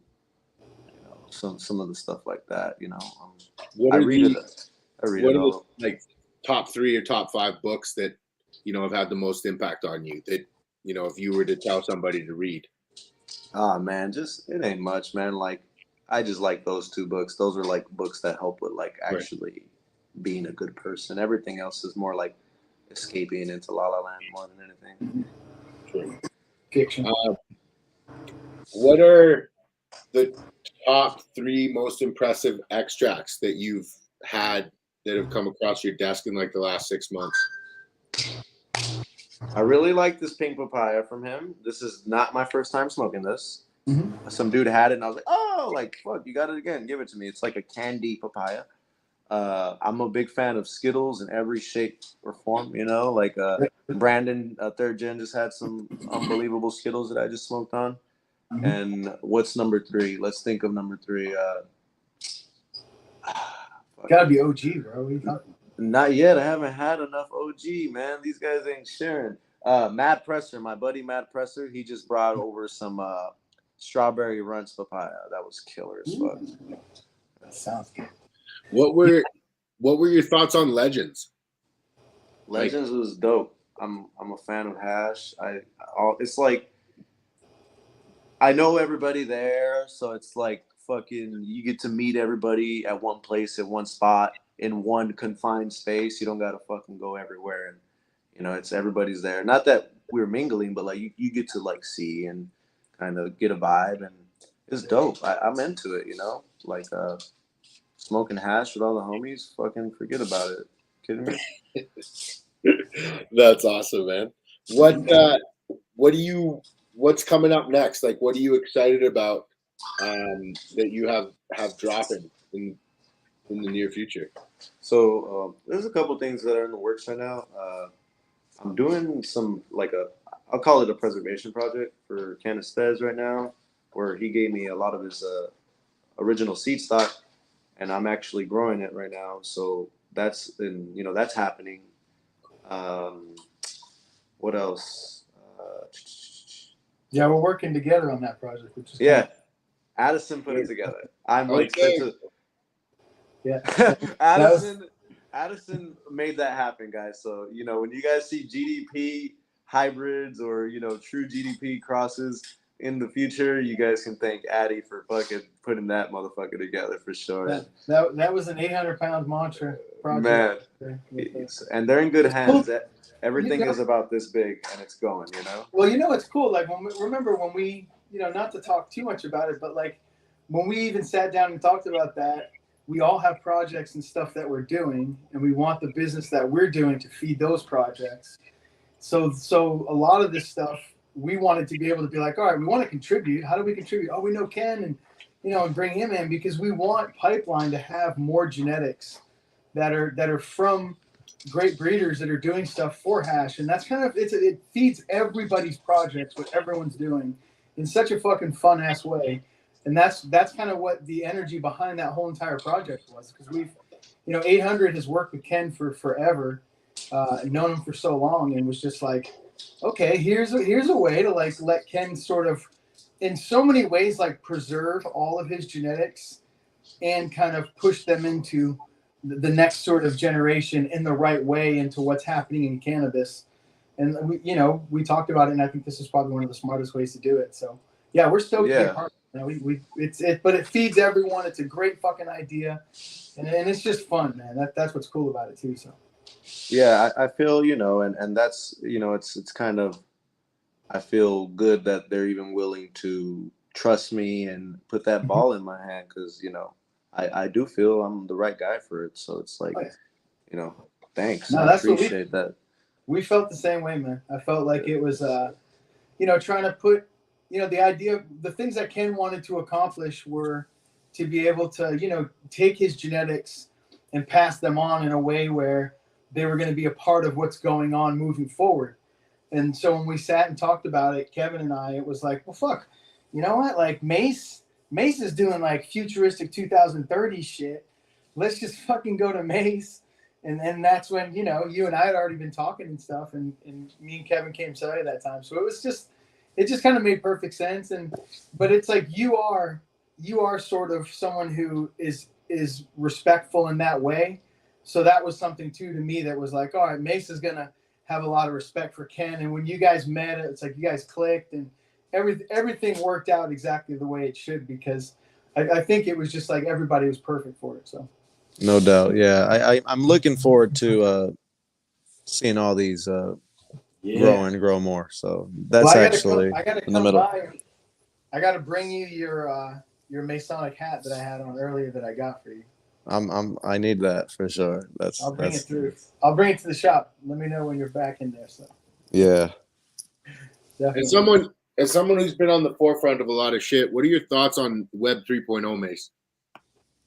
Man, You're gonna have to elaborate Web 3.0 for me, my I'm G. still learning about it as well, but like, is clearly, is that something that you're playing with as far as like, I mean, I'm still learning about it. Are you buying land? Are you looking at NFTs? Are you, I'm making seeds and seed accessories. If I feel some type of chemistry and something feels right with some type of, you know, NFT cyber space type of, you know, deal and people, I'm totally into it. But all in all, I'm pretty in tune with like the internet, and I've yet to see something that feels right to me implementing the seed culture with the NFT world. It would really have to be incentivized, trace and track, like real deal, really properly produced and rolled out deal for me to even entertain it. Besides that, like I don't want like a half-ass NFT where they're literally just buying a JPEG and some incentive. Like I could do that without the fucking JPEG, you know what I mean? So that's kind of my thing. It's like you're just selling them something that you could have did with a picture. But if there's like like you bought these seeds and you know when you sell it to somebody, like you can see how, but like no, I haven't seen no one do that with seeds and bring that out, you know, like hey man, we got the proper packaging and all the NFCs for this, you know, or whatever. Like no one's done that for me yet, and that hell yeah, that's where it's headed, you know, like why not? But no one has it packaged and ready to roll out, I think. Well, there's some things we should talk about. Yeah, let's do it. I'm into it. And that's what would need to happen with that digital rollout with the seed culture implemented. It would have to be like, you know, okay, I got my seeds that I bought via NFT or whatever, and it came with a JPEG, and I just say No, I mean, JPEG. It comes with art. You buy everything with coin. So it is. It's like so. What Web3 is technically is taking the internet and the ability to purchase things on the internet, but making it so that the way you purchase those things is by using digital coin. That and part. having a wallet for digital coin. So that's another thing. It's like it's like using other money. That's the real reason behind it. But the using that money, but that has nothing to do with pushing genetics. So that's my whole thing. Well, no, it does though, because this is the way it connects. Real brief, like quickly. The fact that you can connect an NFT to the seed drop, that when they purchase that NFT, when they purchase that pack of seeds, that NFT allows them access into all the other stuff that you've created, your Discord, your other things, where they can get leveled up through bots that you put into your Discord to manage it. It really allows you to manage a community. What I'm telling you this, and I learned this from you. Like that's what's funny. No, I learned this from your Discord stuff. I use it very remedially. You know what I mean? And it isn't like this. Like my perfect world NFT cyberspace rollout would be okay. The reason we use NFTs is to destabilize the whatever the fucking dollar or whatever, like to have our own dollar, an actual dollar that we could deal with. So that's the whole scope from what I learned. You know why people even use Bitcoin and NFTs and all these things. So that's that. No, it allows it to remain private. That's the other thing. That so like to not have to use the fucking money that the government has. So that's that part. So you got that, but privacy. People are so used to just they're not rebels. They're just gonna use their debit card, credit card, check out at Amazon. Like we're building a rebellion to say the least with the NFTs. And I'm not here to educate people on this NFT rebellion, you know. But you can have a wallet, like a MetaMask wallet that then, or have a Coinbase wallet that then has a card. I'm not against it. You can use the Visa card number and fucking buy whatever you want using your coin. I'm not against it. It's just, it's not that easy and convenient for me. Like no one's ever like, just like, hey man, here it is, and here's how you want it. Me and you we're gonna sit down. Don't worry. Yeah. And how I want it is like there really has to be like it has to be the real deal. And that's why I've never done even the Can of Verify fucking stickers. Like you know, trust the breeder, and when you buy a seed from me that it's the real thing and that's what you're buying.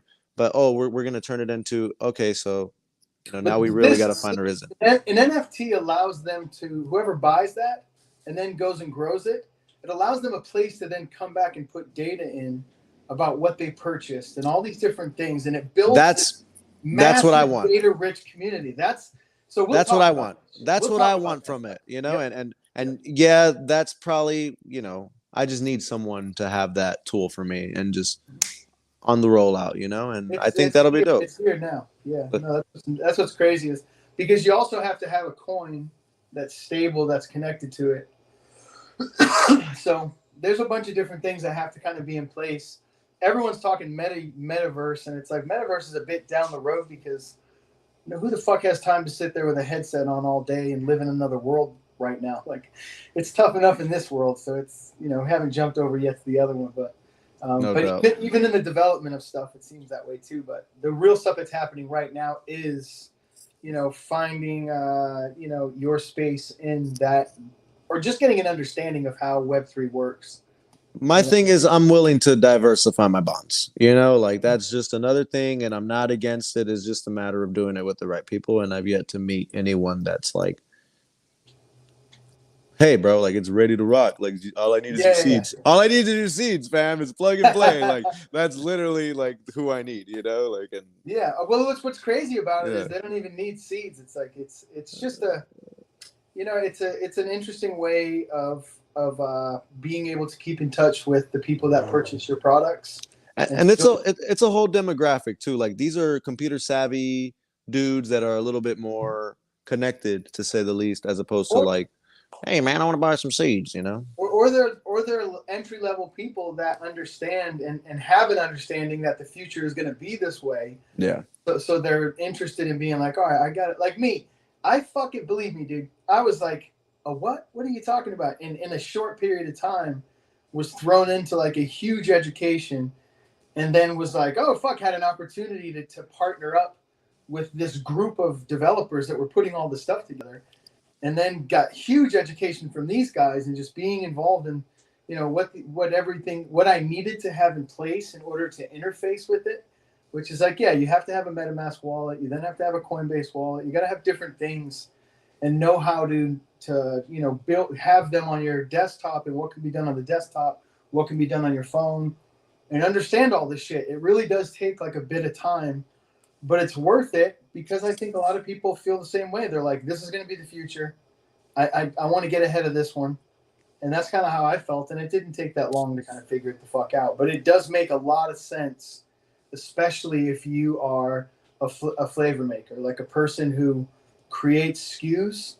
And that's essentially what you do. You're creating these SKUs, and you're able to then market off of each SKU very heavily. And that's what all this stuff is all about, is like not only being able to attach it, but being able to then have direct communication with the people that you're marketing to. And that's a very valuable thing. Like you can throw events at your spot where there's a separate line for the NFT holders. Yeah, that's the incentivized part of doing it. Yeah, really cool things that you can do, and it's like, oh yeah, man, NFT holder line, and believe me, you have the ability already to create crazy hype. So you'd probably motivate a lot of people to learn a bunch about getting a MetaMask wallet and understanding how to connect it to their Coinbase wallet. And shit, we'll do a workshop physically in LA and fucking. Here, guys, like 800 pounds mantra, we're down. Like I think that'd be fun. Hey, I am at the shop, and this thing is on 10%, you know, battery right now, and I'm running on this little deal. So, you know, I do highly appreciate you guys having me on here, for real, man. Thank you guys, absolutely, Addison, Jameson, for real. Appreciate you, Mase. Thanks so much for taking the time. Thanks for coming on, and you know, if you got anything you want to shout out, any other projects, where can people find you? Where can people find your seeds? Check me out on Instagram, Masonic_Smoker 3.0. I have all my stuff in the link in bio. MasonicSeeds.co is where you'll find any of seeds needs, and MasonicsOnFairfax.com is where you'll find any apparel. But that's kind of how you keep in contact with me. Discord, Telegram, YouTube, Twitch, storefront, you name it, we're on it. Appreciate you, Mase. Appreciate your time, man. I hope you have a great day. Thank you, guys. Thank you, Eddie. Thank you, Jameson. Thank you, everyone. Cheers.